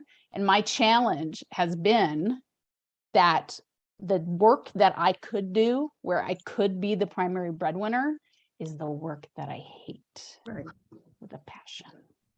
And so, this, what is enough, right? In terms of our living, what is enough, has always been the back and forth. And so, we worked really hard over the last 10 years to pay off some debt. So, we worked together to reduce it to zero so that we can live more simply now, so that we have enough, so that we have that what I'm bringing in is enough, and that what he is bringing in is enough. And so, it's interesting because that whole thing, your piece of your identity around, title and money, I haven't been able to quite shake, because it's so important to me to provide, if you will, and that heart-centered work. I haven't had the opportunity, I haven't created the opportunity for it to be as big of a chunk as the corporate life I left. So it's really, that's why I do 5 things to make money. So I just added a fifth. I just signed a contract to teach for the school year at a high school this year. Oh my goodness. And you just which is part of the enough. So also you just moved, which is wonderful. You just moved across the country. I did. So we set a goal a year ago to move to the location I just moved to in Colorado. And that realization of a dream is, I must be slightly addicted to it now. I think it's like super fun, but I like new experiences. I think that's what I'm drawn to in the change, is new experiences. And I'm about to go on a whole new adventure. In the school with young people? With young people. Good And stuff. it's, I actually, for the first moment in my life, I had that when I'm on my deathbed and I'm looking back at my life, I will regret not having given back to these kids, because teachers don't go into teaching for the money. I can tell you that right now. Like they do not. I can attest to Colorado is like out of 50 states, it's like number 49th, and like money for education is terrible. So sorry, Helen, go ahead. Oh no, I was just saying I can attest to that. I love imparting knowledge and wisdom and knowing that I'm having influence on the students in my class, and they do too. They like it as well. So yeah, I get that. That's a big part of it. Marcy, I saw that you had a question. Did you want to ask it still, or are you okay? No, I didn't really have a question. I just had a comment. I was still thinking about that stuck concept. Good. Because I'm feeling real stuck right now. 30 years ago, I packed up everything and moved from one state to another for a job. So I quit a job and that I had been on for 12 years. And I was teaching at one of the HBCUs for those 12 years. And I left that small HBCU for a major university. So that was my fear factor. And it took me about a year to get over that, but I did. And I've been here 30 years, so it definitely feels like home. I retired 4 years ago, and the stuck piece comes in because the small amount of family I have left wants me to come home. And parts of me want to go home, but most of me wants to stay where I am. And I cannot decide or figure out how to do either one. So I feel stuck. That's why I feel stuck. I told my brother, I said, if I could just move my house back home, I'd be ready to go. But, you know, in this economy that we have right now, I'm looking at where I came from, and I said, I can't even afford to live where I grew up, you know, because of the housing issue. And I'm just kind of like, one day I'm packing things. And Helen, I know you've heard this before, so sorry about that. Oh, go ahead. But that's how I feel stuck. I mean, I went through a career where, you know, almost 40 years in the classroom, and I've never taught in high school, but at the university level. And I even have one doctoral student left because they let you keep your students if they've already been admitted to candidacy and the student wants you to help them through the program. So I've got one left. So I also feel kind of stuck as like, am I retired or not? And I was just talking to her today. She's the one that I thought would be super quick to get her finished. And it was turned out to be the opposite. All the others have graduated in these last 4 years that I've been retired. And I don't know. I don't even know how to fix this because I want to be at home, but I don't want to be at home. I don't even know what you call that. What do you call it? Anybody know? Just not able to make a decision. That's being stuck. But you know, can I just say that, and I put in the chats that okay, we're gonna have to talk about this poll. They're like, it doesn't make sense to. I'll come right back to the poll. But you know, you have to sit. I have a friend, and any decision that she makes, and I have not adopted this, but it works so well for her. She literally sits down and does the old-fashioned pros and cons. What are the pros of doing this? What are the cons of doing this? You know, and I don't know how old you are, but I'm going to assume that you have more years behind you than in front of you, and that's an assumption that I'm making. So it's time for you to make decisions that make you happy, whatever that looks like, right? And if there's some way that you can be a balance, because of course it'd be wonderful to be around your family. But if you're going to be around your family and give up the comforts of your home and the security that you have where you are, and I don't mean just financially, obviously it sounds like it's a place that fulfills you mentally as well. So maybe there's some way you can be a snowbird. I don't know where your family is or where you live. Maybe you can go back and forth some kind of way. But, you know, it's one thing as women, it is okay to put ourselves and what we want first. And for those of you who have been mothers, you probably spent your entire life putting other people, particularly your kids' needs in front of yours. And this is your time. And I'm just going to say to you, Maisie, you know, sit down, think it through, meditate, take a walk, force your, that article that I just dropped in the chat, it talks about how we manifest that which we want, and it gives you 5 steps in there, and I love it. So make sure you look at that chart and make some decisions about where you want to be, how you want to get there, and put yourself in the front seat. I mean, those of us who are caregivers and taking care of parents, that's a hard one. As much as I miss my mother, My friends who are taking care of elderly parents, I don't envy you that at all. But if you don't have those kinds of things happening in your life, it's not being selfish. It's about taking care of you. So to this poll, okay, so we don't like this question. Is that what I'm hearing?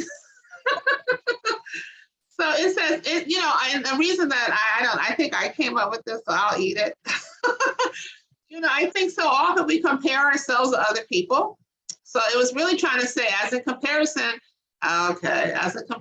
to yourself. So when I look at myself, do you regard, so are you looking at others? Are you measuring yourself? Scratch the question. We'll move on. Let me try to work through it a little bit though, but I think it links to this notion you were talking about early, social media and the way people portray that, their life is so fulfilled.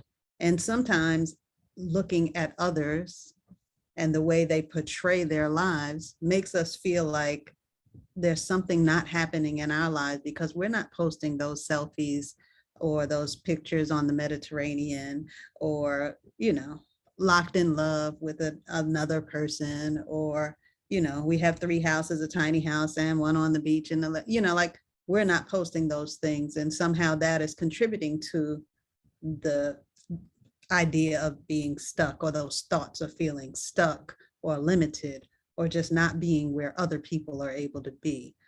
So that's sort of the value of what we're trying to sort of get out of the question. We work on phrasing it. I'm sorry. But it is important to think about, are we judging ourselves based on what we believe other people are doing? Because like Ms. Higgi's life, for example, you hear her talking about, transitioning every decade and being sort of free and single enough to make decisions to move or stay or go, to be able to work, according to her principles and values over the fact that she needs finances to live, sacrificing retirement for living while you're alive, which is a wonderful choice, right? But now what does that make? How does that make us feel? Are we like, look at her thriving, doing her thing, living her best life? Oh, what are you now going to say to yourself in the mirror today? You need to do it like Miss Higgi. You need to do it like Rebecca. And that's not. And let me just say that what you don't hear Miss Higgi saying, and those who are my personal friends, who are a few folks on this call, I'm stuck. Lord, am I stuck? I have not, I should have been published by now. I went to law school for the same reason that Cheryl said she got her next, degree or whatever, because, I don't like working for other people. I want to do my own thing, but still I'm in my own way. So even though, anyway, I'm just saying, don't be fooled. I'm here to tell you that Ms. Higgi, this whole COVID thing was a major challenge for me, because I am a free spirit. I live alone, and I've never minded living alone, but living alone during COVID was a huge challenge, a lonely challenge. I don't cook, so I like to eat out. Well, all the restaurants were closed, and my motto is, some people do drugs, I do airplanes. I couldn't fly. And I wish I had used the time to just reinvent myself and not allow those things to hold me back, but I didn't. I can't say that I did. So thank you for pointing that out, Cheryl. So don't walk away from here thinking, oh, Miss Higgi got it going on, because if Miss Higgi had it going on, she'd be sitting on a beach somewhere talking to you all, drinking. Even though I don't drink, my girlfriends laugh, I'd have a fake drink. It would probably be orange juice and ginger ale, but it would look like a drink. But yeah, so I'd be on a beach or doing, so just don't get caught up into the hype of what people portray, and what, don't ever think that somebody's life is so wonderful and that yours isn't. Because if you sit down and talk to them, I have friends who post stuff on Facebook like they have these great marriages. I don't know, they know. And it's so hard for me to sometimes just say, but you just let people do what they want. But so don't believe the hype. That's some people are trying to manifest what they really want to see, right? you know, that faking to make it notion, fake it to make it. Like, I am this, I am living my best life. This is the way you see this picture is the way I want life to be. And that's about visualizing and manifesting what you want, which is what that article is about too. So there's nothing wrong with that either. Just don't get caught up in it, right? Well, right. So, and the manifesting part isn't the external part, it's the internal part. It's how do I want to feel? So I've done two, now that I'm old enough, I've done 2 10-year visions for my life. And so 10 years have definitely passed on the first one. And then the second one, maybe I did 5 years ago. What I learned about the first one, the details of what, I mean, I was living in France. I had a sailboat. It's like I don't have pretty much most of the stuff that was in that vision. But what I do have is I have the feeling that I wanted. So really connecting with your heart about what is the feeling that I want in my life? How do I want to feel in a relationship with someone? How do I want to feel when I go to work every day? How do I want to feel when I come home? Like those are the things that manifest. Yeah. And so those things did stick, by the way. So the chart that I have up, you will find it in the article that I posted.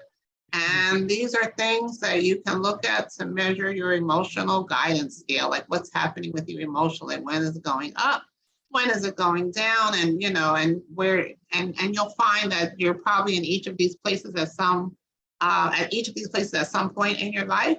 But I just think looking at it, so you want to strive to achieve the things that are being shown on the upward spiral. That's what you want to measure. Where am I at? Where am I at in these aspects of my emotional well-being?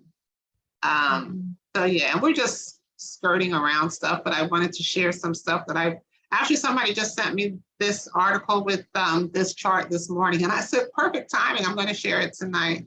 So, well, and even to acknowledge that if you're in fear and depression, getting to anger is actually an improvement. Like, don't discount that. Like, you're actually, pardon? I'm sorry, can you repeat that again?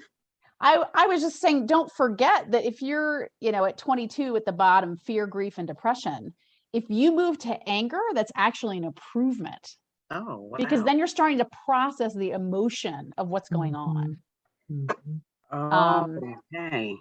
Yeah, you're reversing the arrow. You know, I'll going put up in the chat. up the Something ladder. that really helps me is it's the Tara Brach Rain meditation, and it's about processing emotion, recognizing what's happening in the body, allowing it to be there, investigating with interest and care, and nurturing. It's the nurturing part. We beat ourselves up for feeling a certain way. Right. But it's the she takes you on this journey of processing the emotion. It's just 20 minutes. I'll put it in the chat. I do it at least once a month. Really, really helpful to like shift the energy to a better place. Yeah. We are approaching the end of our time together. So if you can answer this poll here, that would help. And then we have one more poll. So yeah.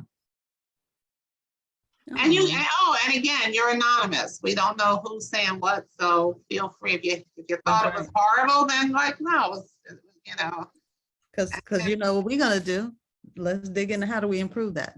Yes. How do we help you get to where you want to be? Yeah. So how many people are left on the call? Oh, 60, come on, 60, not even half of you. Let's get you answering this question, because this is important. Do we do this again? Was it valuable? And then the next question that we're going to talk about is, you know, what's between your dashes? Do you care about your legacy? Do we have any? It's so funny that you asked that. We had this conversation to prepare for this, and you asked that. I had never thought about it before, and in making this decision, that was not like number one for me. I'm lost. What? Just my legacy of taking this teaching job. What? Right. Exactly. So it did matter. We're gonna we got 79% participation on this one, and it looks like it is something. And I hope you guys aren't just being gracious. If you are, thank you. We're just being nice. Just remember when we Miss Walters, is that you raising your hand? Thank you. No, you were just okay. Okay. Well, maybe if you could put in the chat too, just what you most appreciated, that would be helpful if you're open to that that. would be great. Yeah. There's been a great chat going on this whole time, and just the support, the mutual support has been really Melinda, encouraging. are you still with us? Because Melinda always tells people how they can save the whole chat. Is she gone? She's gone. You can save, I don't you see. can save the chat. There's something There are 3 dots on the right-hand side at the bottom. The place where you type, you see 3 dots there. If you click on the 3 dots, save chat is your first option. Oh, really? Let me see. Yes. See, there's a notepad, a smiley face, and then 3 dots in the lower corner where you would type a message if you wanted to type into the chat. Do you see 3 dots there? It says more. But where does it appear? Where do we find it? When Where I is it click being on, saved? when I click on those 3 dots, one of the options is to save chat. See, my 3 dots, and I'm thinking maybe because I'm host, my 3 dots says live on Twitch, live on YouTube. No? Oh, wow. Yeah, no, my option is save chat, or participant can chat with no one, host everyone. Yeah. Well, I want to save it, but I don't want to save it for other people. No, it saves for you, but I'm not sure how. Does anybody else access it? Yeah. You know what I do? I highlight what I want to save, and I copy it, and then I paste it in my notes. Oh. Okay. Well, I hit save the chat, and perhaps we can. Yeah. For those who are registered, we have a way to reach back and share the chat. Yeah, the chats will when we save the recording, it will automatically save the chats. So yes, it does. So I can. Hello? Yes. If Cheryl saved the chat, that saves in a file, and she can send the file to Miss Higgi if she wants to. That's right. So you can have the chat, Miss Higgi, if Cheryl has saved it. Yeah, she'll have it anyway because of the recording. Yeah. Okay. But All right, yes, I just wanted to add absolutely. that. I just hit, thank you. I did hit it. I'll hit it again before we hang up the call. Okay. And, I have to, one of the things that I always do is call people out, and I see Satanya Jones. Is that Tony? Are you with us, Satanya?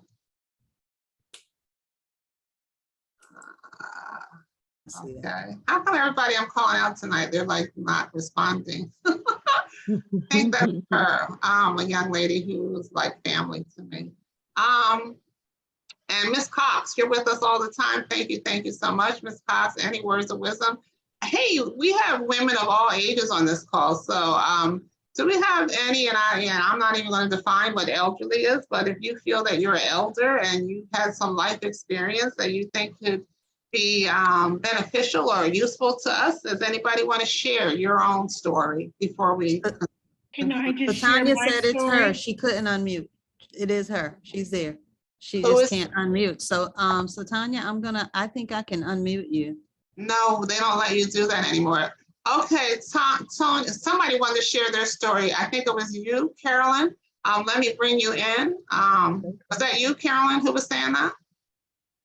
It was me, myself. My name is Stephanie Pearson, and I am here from Albuquerque, New Mexico. And I am a retired teacher. I retired last year. Been in retirement 1 year. I have raised 4 daughters, and they're in other parts of the world.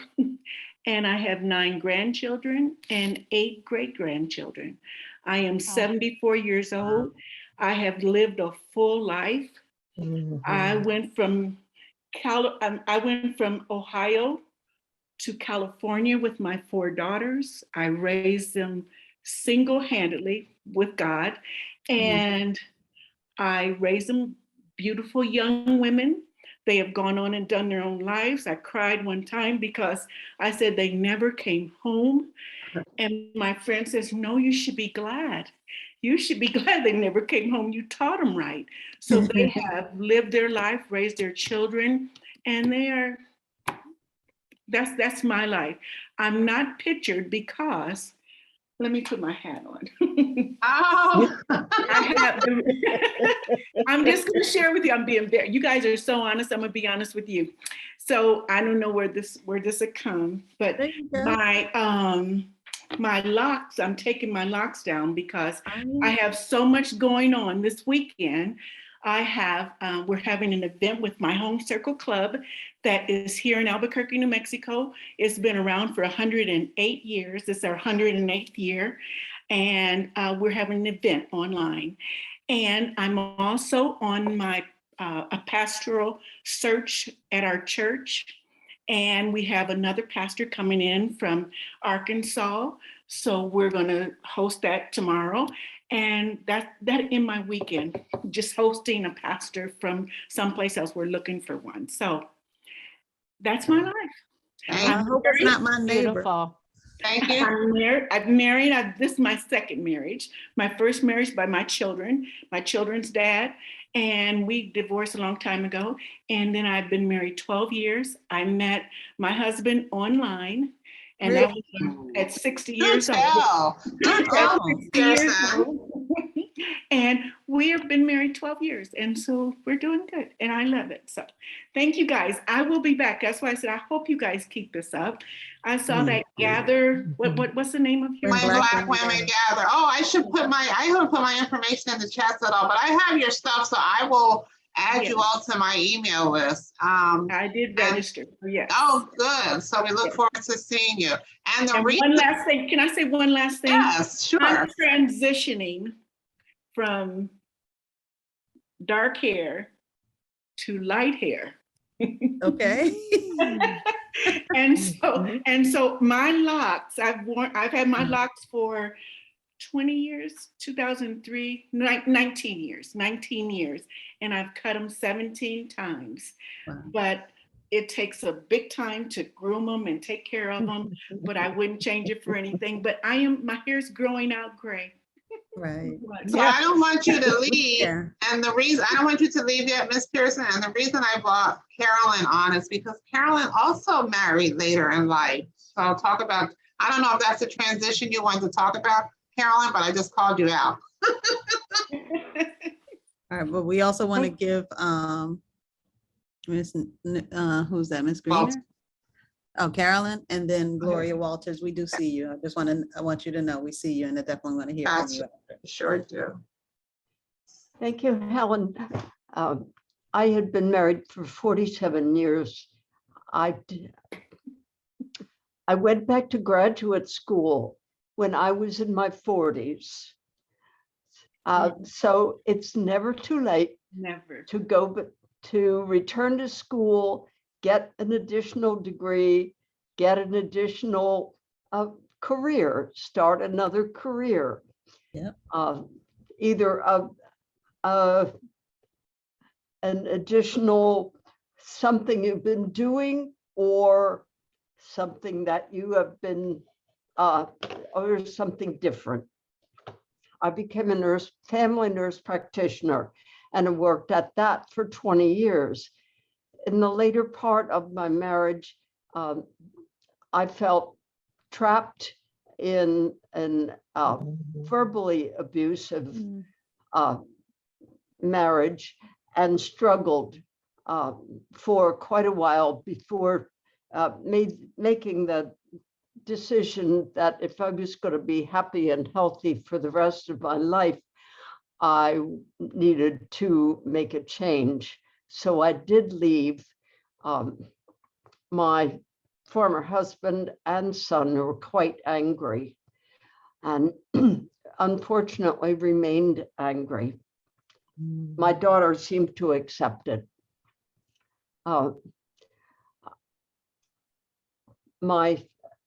I met a childhood friend and married 2 years ago during the pandemic, and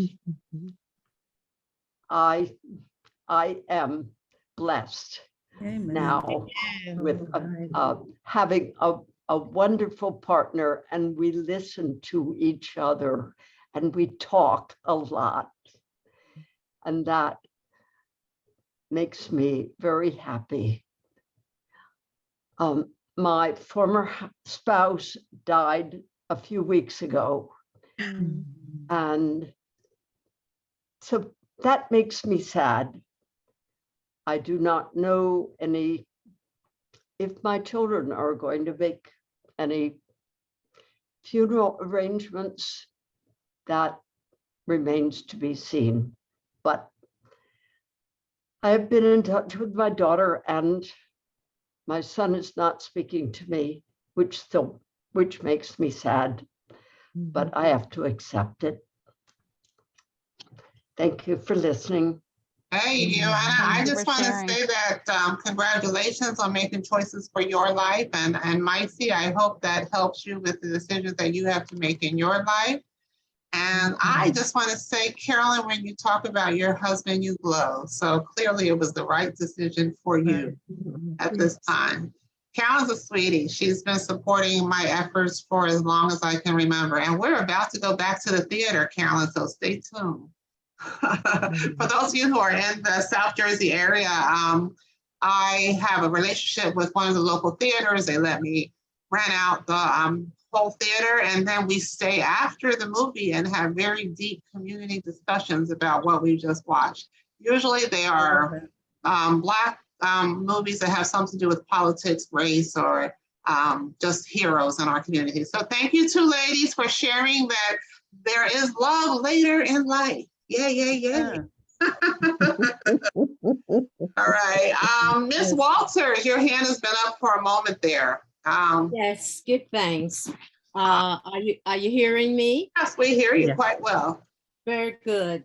First of all, I want to say greetings to all of these beautiful sisters in the forum. And I also want to say thank you so very much for allowing me to be a part of the session. It's so inspiring, and I just want to make my short little contribution. I am 76 plus, going on 77, and I've made a lot of stepping out of the comfort zone. By profession, I'm a psychiatric counselor. Been, of course, my specialty area is adolescent behavior.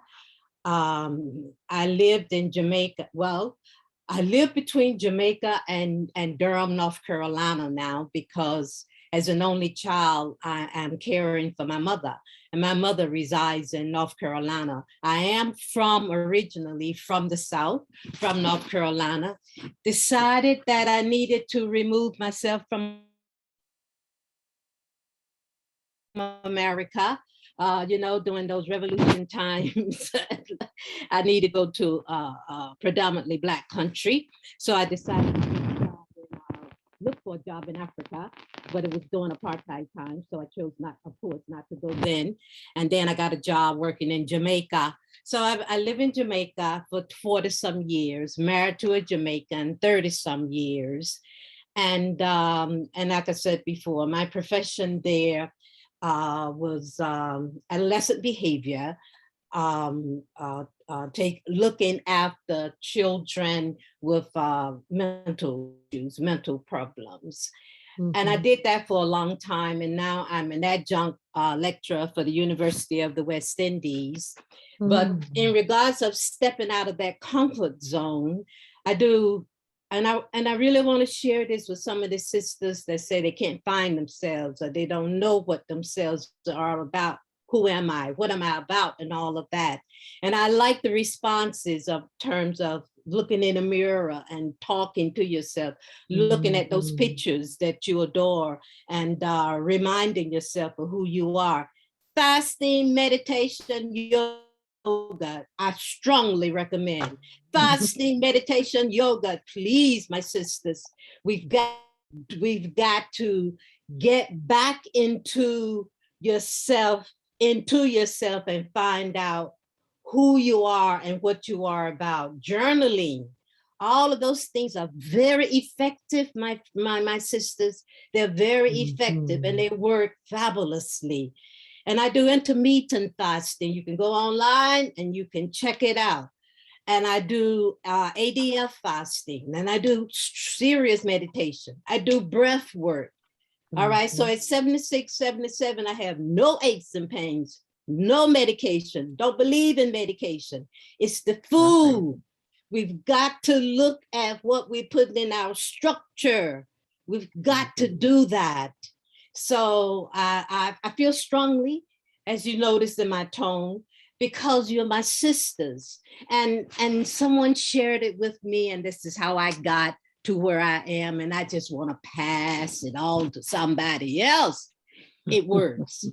And I really appreciate you, and I love every last one of you, and I hope that we can do this again, and I get invited. Thank you, Gloria. Thank you. Definitely be invited. Yes, welcome to our amazing. Thank you so Thank much. you. I saw 2 other hands up, and when we're through with these 2, I think the youngest person in the room might be Lachey, so I'm gonna call you out just because. Miss Cochran, did you want to share something with us? Unmute. Miss Okay. Cochran? I'm here. Can you hear me? Yes, we hear you. I'm sorry, I had to take off the mute. I have been busy doing 100 things and listening and enjoying. I wanted to address the young lady that didn't do well in her real estate test. Yes. And it's very familiar to me. But one of the things I do is I like to be in a room where people are failures, where they have failed at something, whether it's a business, a test, whatever it is.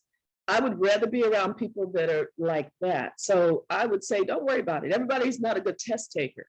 You may be smart as a whip, but you might not be a good test taker. And it doesn't mean, you're going to fail forever. So that kind of resonated with me as well. I would suggest that she try to do different things. Don't get stuck on one career goal and give that all your energy. Do all types of things, work part-time.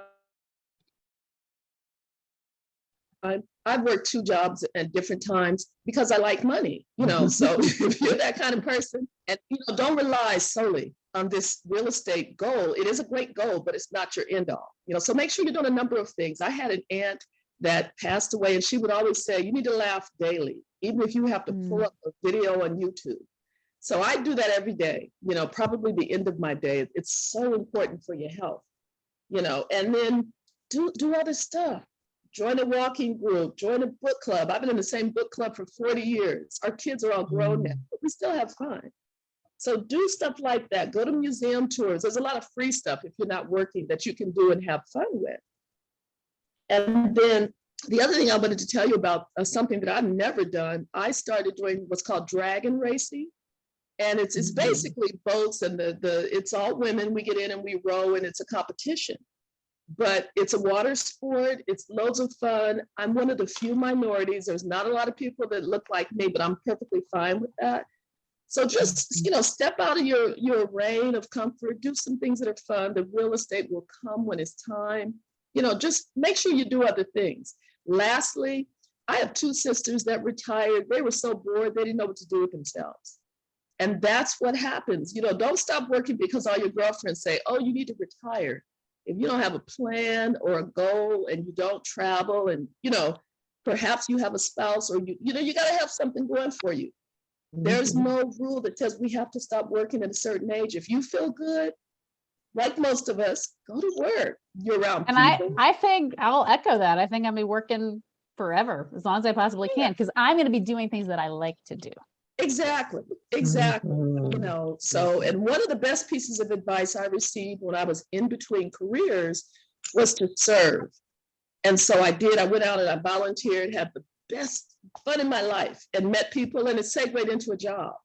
So, just take life not so seriously. I think she'll be fine. That's all I have to say. And this has been fantastic. I truly enjoyed it. Thank you, ladies. Thank you. Mrs. Cochran, thank you. Yeah. I really and truly needed to hear that. I really, really appreciate it. And it came through very, very sincere. Thank you so much. You're welcome. You are loved. You got this, Annette. Miss Marty Reynolds. I tell you, ladies, I feel great. I really do. You guys have inspired me.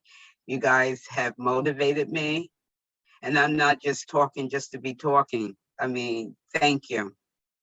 You're welcome. That's why we do what we do when we do it. I'm Miss here. Marty Reynolds, how are you? Miss Reynolds? I am well, thank you. Thank you. And again, thank you again for interesting and great, lovely discussion. I enjoy all of them. As you know, Helen, I just celebrated my 85th birthday. Happy birthday. And I'm living life to the fullest. I've been flitting all around in spite of COVID, keeping myself safe, hopefully. So far, everyone I've been in contact with had COVID and I've been able to escape it, thank goodness. But I'm in Maryland right now. My home is in California. I just came from Colorado and I'm in Maryland right now. And I'm looking at what's between the dash, as everyone else says. And I have 3 adult children, 7 grandchildren, and 11 great-grandchildren. And I spend as much time with the little ones as I can because I feel they keep me young. I love them. I'm a retired kindergarten teacher, been retired for 22 years. My goal was to travel. And so after I retired, I traveled to all the continents, almost made Antarctica, but didn't make it, got as far as New Zealand. And I'm enjoying life. And I want to thank you. I believe that you can learn something new every day. And when I listen to these discussions, I come away with something new. And I want to thank the ladies for that. I really appreciate the sharing and just the information that they share with me. So thank you. Thank you. And I have to say, she's a Howard alum. I don't know who else on here is a Howard. Yeah. But and that's a Go whole Bisons. Go yeah. Bisons. That's a whole nother. And you know, I want to do a conversation where we're talking to women your age, and we're just going to listen to you all. That's it. Just listen to the elderly women. Like, we don't even need to talk. And we need them. I am so blessed that so many of my friends, we have a hope, we call ourselves the 1937s because there's so many of us that are still around and we feel that we're so blessed. I had a luncheon this past Saturday with my friends here, a lot of the Bisons here in Maryland, and there were 17 of us. Wow. There, so Great. We're really blessed. Is that your year of graduation? No, that's the year of our birth. Our year of graduation was we're the class of 59. Oh, wow. Wow. Nice. I don't know why I said graduation. Of course it's not. So great. You know, with melanin, and you know, I say melanin is God's, what do I say? It's God's gift to Black women. So it could have been the year of your Thanks, Helen. You're so kind. Okay, thank you so much. Is there anyone else before we talk about our last question who has something that you want to share, or ladies, have we missed anything in the chat? No, a lot of good love. I see another Bison. Woo, woo, woo. Karen McCory. Hi, Karen. Well, and you were going to call on the youngest person. Oh, that's here. right. That's right. Lachey, Lachey, I'm calling you out. Talk to us. What do you think of this evening, and will you come again? Of course, I will come again. I always enjoy these calls. Tonight especially, it's so funny that I was just about to text you, Gloria is making me tear up. And then you said, I'm going to call on Lachey. I said, oh my gosh. And so that took the tears away because I would have been on here. But I'm always so appreciative of I'm 27 years young. And so just having so much to learn and look forward to, I always appreciate these calls, just getting knowledge and insight. And from middle age to the elders is just so helpful for me. Like a lot of things, I guess I'll share a little bit about myself, my relationship with Miss Helen. So when I first went away to college upon graduating high school, I went away to be a registered nurse at Morgan State University, but the nursing program wasn't accredited at that time. I knew nothing about accreditation, unfortunately. My guidance counselor, she admitted to me that, she dropped the ball. So I came back home and I received my associate's degree from Camden County. And so instead of going to get my BSN at Rutgers, I decided to find my nonprofit organization, which is called Cultivating Camden. And so thank Thank you. And I truly feel as though I did still work in the medical field to, just have some income coming in addition to my nonprofit. But I definitely understand at this time that my calling from God isn't to help people in the hospital, but to help the people in my neighborhood. And so since 22, having my nonprofit, I am now, which Ms. Helen assists me with, I am now running for political office next year.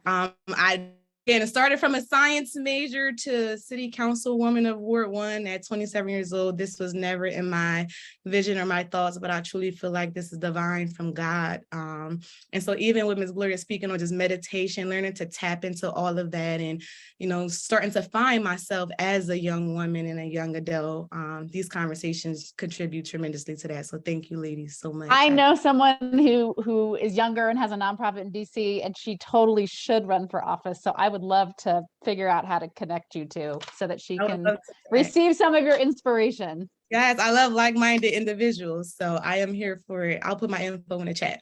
Thank you so much. So Ms. Warner, you put your message only to me, but she's saying to you, Lachey, congratulations, girl, do your thing. So yeah. Oh, I'm sorry, Helen. Oh, no, that's okay. That is for LaShawn, honey. Do your thing, girlfriend. Do your thing. Thank you so much, ladies. Thank you. So is anyone else Thank you for being here. I was trying to pull up the stats so I could just see who's here, but we're getting a little long. So we're just going to thank you, Ms. Lachey, for sharing and for allowing me to put you on the spot. We want these to be intergenerational conversations, so the more young women we can get involved, the better. So thank you so much. And let's look at the last question. Rebecca, did you want to talk about the last question? Anything jump out for you? Am I sharing the results? I'm not sure what I don't know what the last question is. Oh, you can't see it? No, I can't see it. Do you care? Do you care about what your legacy will be? What your legacy will be. Yeah. Well, we had some awesome sharing about people who are thinking about that. Anybody else have that on their mind? I mean, I'm turning 50 this year. So it really was the first time that happened for me. It was really fascinating to me that was on my mind. And granted, it was something if I was going to commit to it, it's something that I probably will do for 10 years and, retire perhaps from teaching 10 years from now. So I really wanted to make sure that I was committed. But in order to answer the question, I had to say, on my deathbed, will I regret this or not? So has that come up so it looks like everybody here is concerned about their legacy. Has anything come up more recently that's made you think about that? So that's a good segue into the assignment that we have for everybody here. And not to be on a morbid tip. So it looks like we do want to meet again, and I will have to figure out when we do this next month, in the next quarter, like when do we want to do this? Sam, I see your hand. Let me let you say what you want, because what I'm going to say is going to wrap it up for us. How are you, Sam? I'm fine. Stacy, hi, sorry, Stacey. but hi. Rebecca, thank you. I totally identify with you, and the 50s was a breakthrough. I couldn't wait to get into my 50s. I was very happy for that. But I started thinking about when people started dying and started seeing how they were incomplete. And then the realization when I hit 50 that I was living for everyone else and not for myself. And thus began, death of my father, then having to do surgery this year. I had a lot of time to think. And it's sort of weird that I'm at the most content with no job, no income right now, but there's a lot of ideas coming in. So you do have to get clear and leave yourself open, and so you can see the legacy. When you realize through that peace and that space, you gave yourself complete space. Well, it was forced. I went kicking and screaming, the surgery was not part of the plan. So when you sit down and get that quiet space and you're forced to listen and learn about your body, who you are, what's going on, That's when people walk into your life, and you can't negate people because everyone is there for a reason. You have to recognize their purpose in your life and recognize who you're going to let go. And the best part was letting go, because that way it left room for the right people to be there. Exactly. So. Exactly. I don't think we talked about that too, removing people from your life. And sometimes those people are your family, right? Yeah, I'm still struggling with that one, but it's coming. Yeah. And it's not, sometimes you just have to redefine friendships. You have to reevaluate. I've seen like twice in this last week on Facebook. And this, so I've seen at least twice this week where people have talked about, I guess they're accusing people of like being needy because people who, like people being upset because you're my friend and you never call me or whatever. And you know what, like you just have to sometimes stop and look at the people in your life. Do they contribute to what you're trying to do in your life? Do they hold you back? I have no time for people in my life, and certainly not women who are in competition with me. And if we're two women and we're not cheering each other on, then I don't know what other purpose we serve. And it's just hard to reassess relationships. And that's a big part, and it's not easy to do. And I have to tell you, I'll share with you that when I turned 50, and I don't say this in a morbid way, when I turned 50, I was like, wow. So I remember when I turned 30, I was upset because I just wanted to be in my 20s. I didn't care if I was 29 and 364 days. I just wanted to be able to say I was 20 something. So, 30 was, I went to my 30s and that was fine. I don't remember feeling anything around the 40s, but around 50, when I turned 50, I just remember thinking, like it or not, no matter how you slice it, at 50, your life is half over. And you can decide what you're going to do with the other half of your life. But I didn't feel morbid about it. It was just a realization like, oh my God, like, and I've been here, I turned 62 last month. And I know that's like, I'm still absorbing that. I am still absorbing that. But and you're still fabulous. Oh, you just lie some more. I love it. No, I'm not lying. I'm not lying. But it's with the age that we have this clarity and that we have this wisdom. And women who shy away from your age, man, I'm here to own it every day. I am 62 years old and I'm okay with it, right? And people, I remember when I graduated law school, I had the honor of inviting John Lewis to be our keynote speaker. You all remember John Lewis, who just passed away. And he accepted. And I got to pay tribute to him during my graduation. And I said something about being a product of the 60s. And people afterwards, they had no idea that I was that old because I was in law school, and I was in my 40s, and law school students are in their 20s. And some people say, well, why'd you tell everybody? I'm like, why not? So, I mean, it's about, just owning who you are. We don't have to pretend to be anything that we're not. But even if 50 is half over, it's, look at Carolyn and who was the other lady who had gotten married later in life. You just never know. Life never changes. And how many on here tonight have told you they went back to school in their 40s or 50s? Life is what you make it. So, Stacy, hang with us, girl. We'll get you to where you want to be. Did you have anything else? Definitely. Thank you so much. I'm glad I was going to add one word you said was creative. There were creative ideas coming in your head. And I remember an executive had a card on her desk and I saw it, I don't know, when I was in my 30s.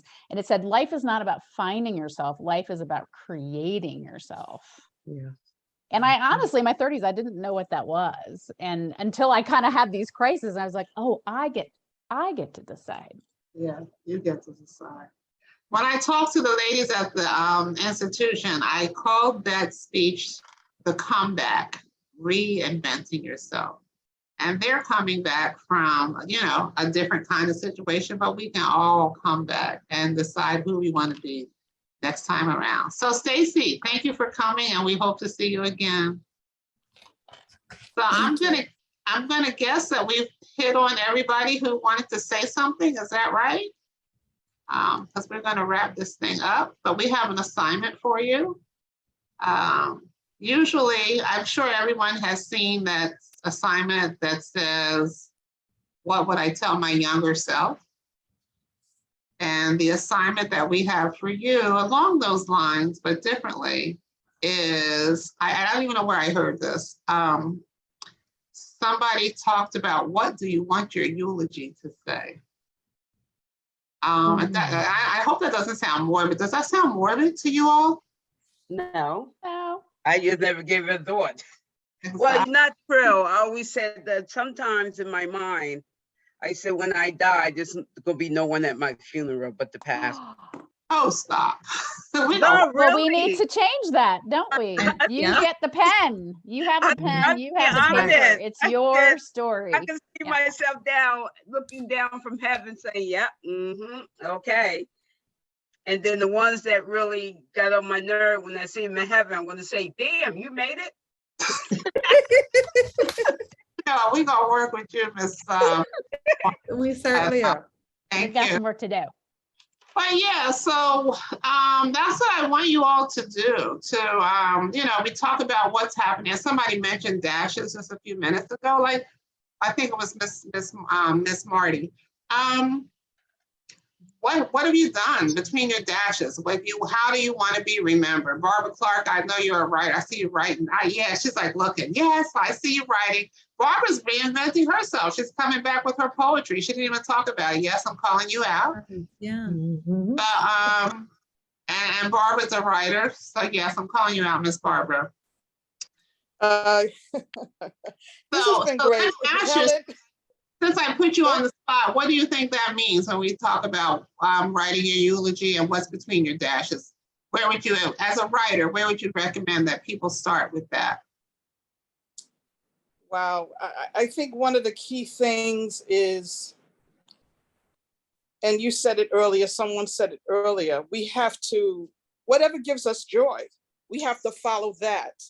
And that will open up a whole pathway to whatever your legacy is, or what's in between those dashes, what makes you happy, what makes you full, what overflows in your life. And it's also, I'm in this transition too, because I recently retired. But for the first time in my life, after raising, 2 children, mainly single-handedly, I get to focus on me and do the things that fills me and brings me joy. So Cheryl talked about getting up, walking. Every morning I'm up between 5:36. I do my prayers, and then I go out and I walk for about an hour, and then I come back. And then whatever else is in my day, then I proceed with it. But I just think we really have to follow what brings us joy. And I actually wrote something down. Joy is just opening up to yourself. It's really opening up to yourself. And Rebecca talked about it too. It's about doing that inner work, because doing that inner work will create what it is that you want to manifest in your life. So, and now I have the opportunity to do that like full scale, but it's not just about me. I'm also able to reach out and support other people in different ways, whether it's family, friends. Some people are struggling, some people are flourishing. So just reconnecting, with myself, first of all, and expanding that to others. So I hope that answers your question, Helen. Yes, and it also gave us an opportunity to hear from you and what you got going on, because it's impressive as well. Have you written any? You are glowing. You are glowing. I want you to know that. Thank you, Cheryl. Yeah. We're feeling the vibration. Yeah, I do. I feel it. Like yeah. your teeth are screaming it out. Your teeth, like I see it. Like you are honoring the inner voice. Yes, and it's showing on the outside. Yeah, I definitely try to do that on a daily basis. So it was so many things that were said this evening from so many of the sisters on this call. And I tell you, early on, I don't know if you can tell, but tears was flowing down my face because so many things really resonated with me. And Helen, thank you for calling me out, because I'll usually just sit here and be quiet and not say anything. But inside of me, I feel like I do have a lot to share. I really do. And I just got out of the situation when I retired, that I was in a work environment that really, they didn't value me.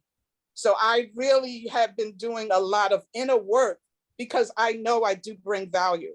I value myself, and other people reflect that back to me. And I try to help other people, especially women, to see their value too, and not get caught up and bogged down in the daily struggle, and know that you matter and that you can move beyond that. You can move from surviving to thriving. So, I think I'm in that mode right now of thriving, and I just want to continue to elevate that, Cheryl. And you help The us know that it's elevation is possible. flourishing. Yeah. That's the elevation. Yes.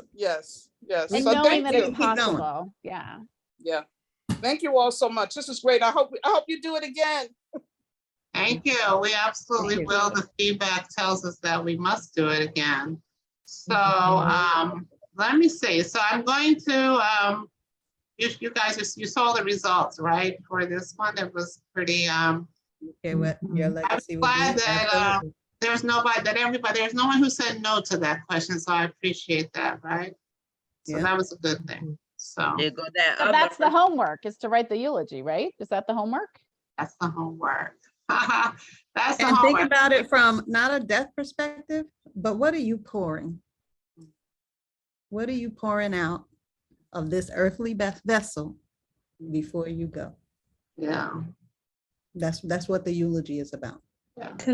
Helen, could I just say one thing? Sure. I'm usually quiet, but when you started talking about the dash, I actually started looking for it, but I don't know who's moved it. But my daughter, she wanted her obituary. She actually called her obituary the dash.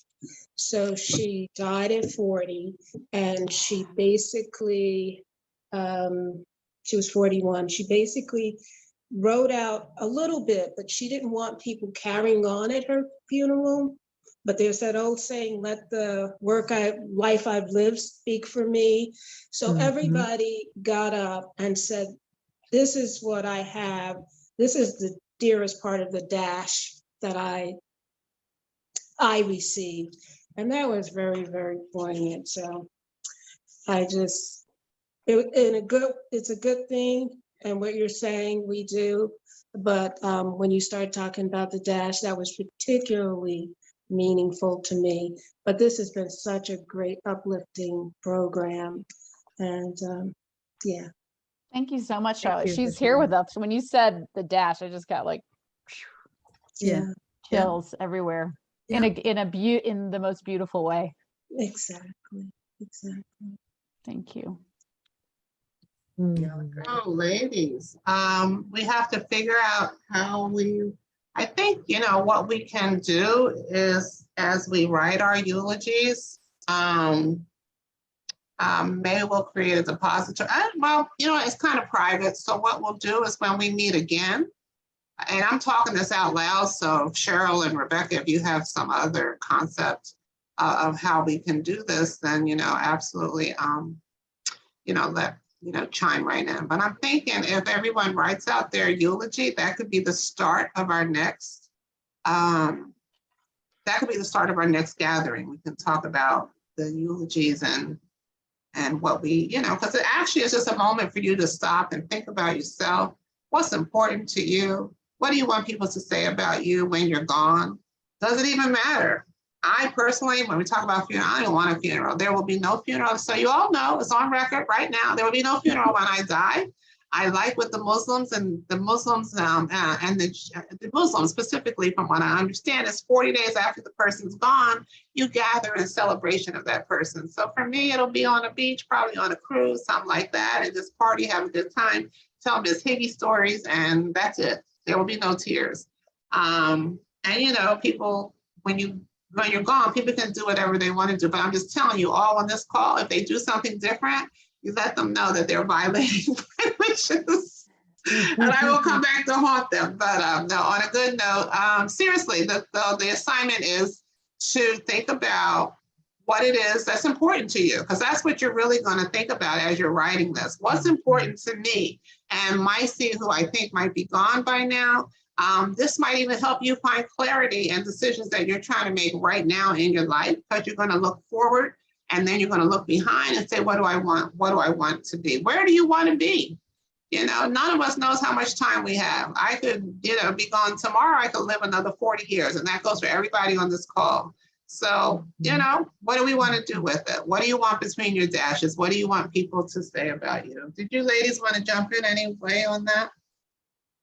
It's all resonating with me, other than to say that do what resonates for you. So I know that for me, there's like a piece of music that I've always thought about, like that I want played. I haven't told my family that, but if it's music, if it's a place, if it's a, and those are clues. Someone had said here, those are clues to what you want to still be doing. Ooh, that's a good one. So take it, I guess, take it in the direction, give yourself permission to take it in the direction. Don't worry about the specific assignment, like think about the assignment, but sort of have the creativity to take it where it leads for you. That's all I wanted to say. Cheryl, did you want to add something? No, I think you went exactly where I wanted to go. So I'll just bring it back to the next session. So the next session, I would love to be introduced to the lived person you established in your eulogy. Absolutely. And we're doing it that way. We're not burying the dead and honoring the dead in this conversation. We're introducing ourselves. Breathing life into us. Yeah. Yeah. You're giving yourself permission to imagine who you are, who you want to be, who you will be, because we all have life ahead of us. Because you can be. You absolutely can. Absolutely. You can make that choice.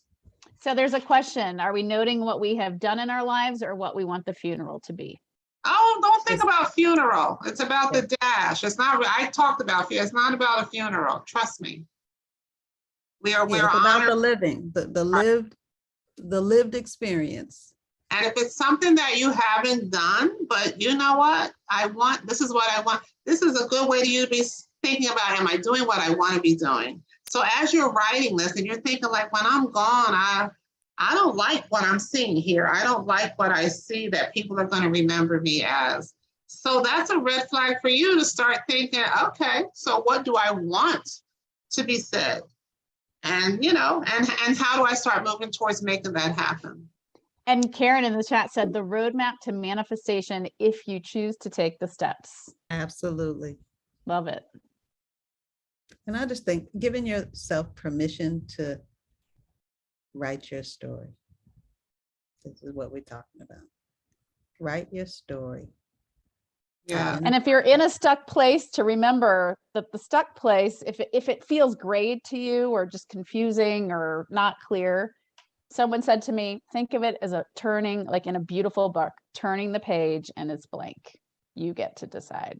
Absolutely. Like Annette, somebody's going to talk about you being a licensed real estate agent, right? Like it's a clear statement. Yeah. But I remember when she bought me my first house, I called her back to help me buy my second, right? All right. All right. Yeah, that sounds good. We all won this too, right? I said, ladies, I want 1 million. That's it. I will never, you don't have to worry about it. Just give me 1 million. I'm sorry. That's it. Well, I came to the conclusion I need 2.5. But calculating a timeline, 2.5 will do. Get my kids through college. Help us this out. Okay, Helen, Rebecca, and Cheryl. Yes. After this call is ended, can you three stay on? Yes, ma'am. I appreciate it.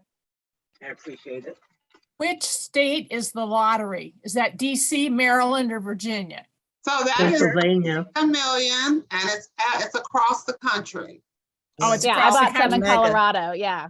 Yeah, I didn't know that. I saw a guy buying tickets. I was like, oh, what's he buying tickets for? They pointed to 1 billion. I was like, yes, please. What day? What day do you have to get in on that? Tomorrow. Friday evening. You can play it. It comes out twice a week. Don't ask me how it got to 1 billion. That's ridiculous. I need them to give some money away now. Yeah, I don't know. No, it's time. I don't know if I've ever seen a lottery go that high. I don't think so. So yeah. Ooh, that would just change the trajectory. That's a good dream for me to go to sleep to tonight. I can be thinking about all of the wonderful things. So I wanted dream about the numbers. I wanted to end it on I'm trying to remove you. Oh, there you go. I'm trying to put everybody on gallery so that we can end seeing every lovely face. And just thank you I want to all. put everybody on gallery too. Yeah, it should be on There we gallery. go. I got it. Okay. Got it. Yeah. If y'all don't mind, this is something I got to put in my memories. Oh, we have a recording. Yes, that's a good point. that is a good one. Yes. So that means Smile. She's doing a screenshot. But yeah, so on a good note, I'm not sure when we'll meet again. We haven't talked about it, but since there is an interest, I don't know if it'll be in the next month, in the next quarter, but we definitely will gather again. We went much longer than we anticipated, but I think people needed to talk. Kylthia, hi. And thank you all for coming. Did you have some last words you wanted to say, Rebecca? Thank you all for being here so authentically for one another. It's been wonderful spending the time with you. Thank you. Anyone else? I echo that. Thank you as well. Thank you as well. I say beautiful thank you all. time. Yes, it was beautiful. And that's what it's about. Thank you all. And each of us has our own organizations, although we will continue to do this jointly, because I think it's important that we all, and there are other women who share our energies, like, just let us know, because we don't have to talk. If you know somebody else who can come on and lead a discussion or an exercise, let us know, because this is all about building and, feeding our souls ourselves and not looking by our own permission, not looking for somebody to tell us to do it, not looking for affirmation. We don't need approval from anybody. It's your life. Take control. Take absolute control of it. And on that note, I say thank you. And you three ladies, the three hosts needs to stay on.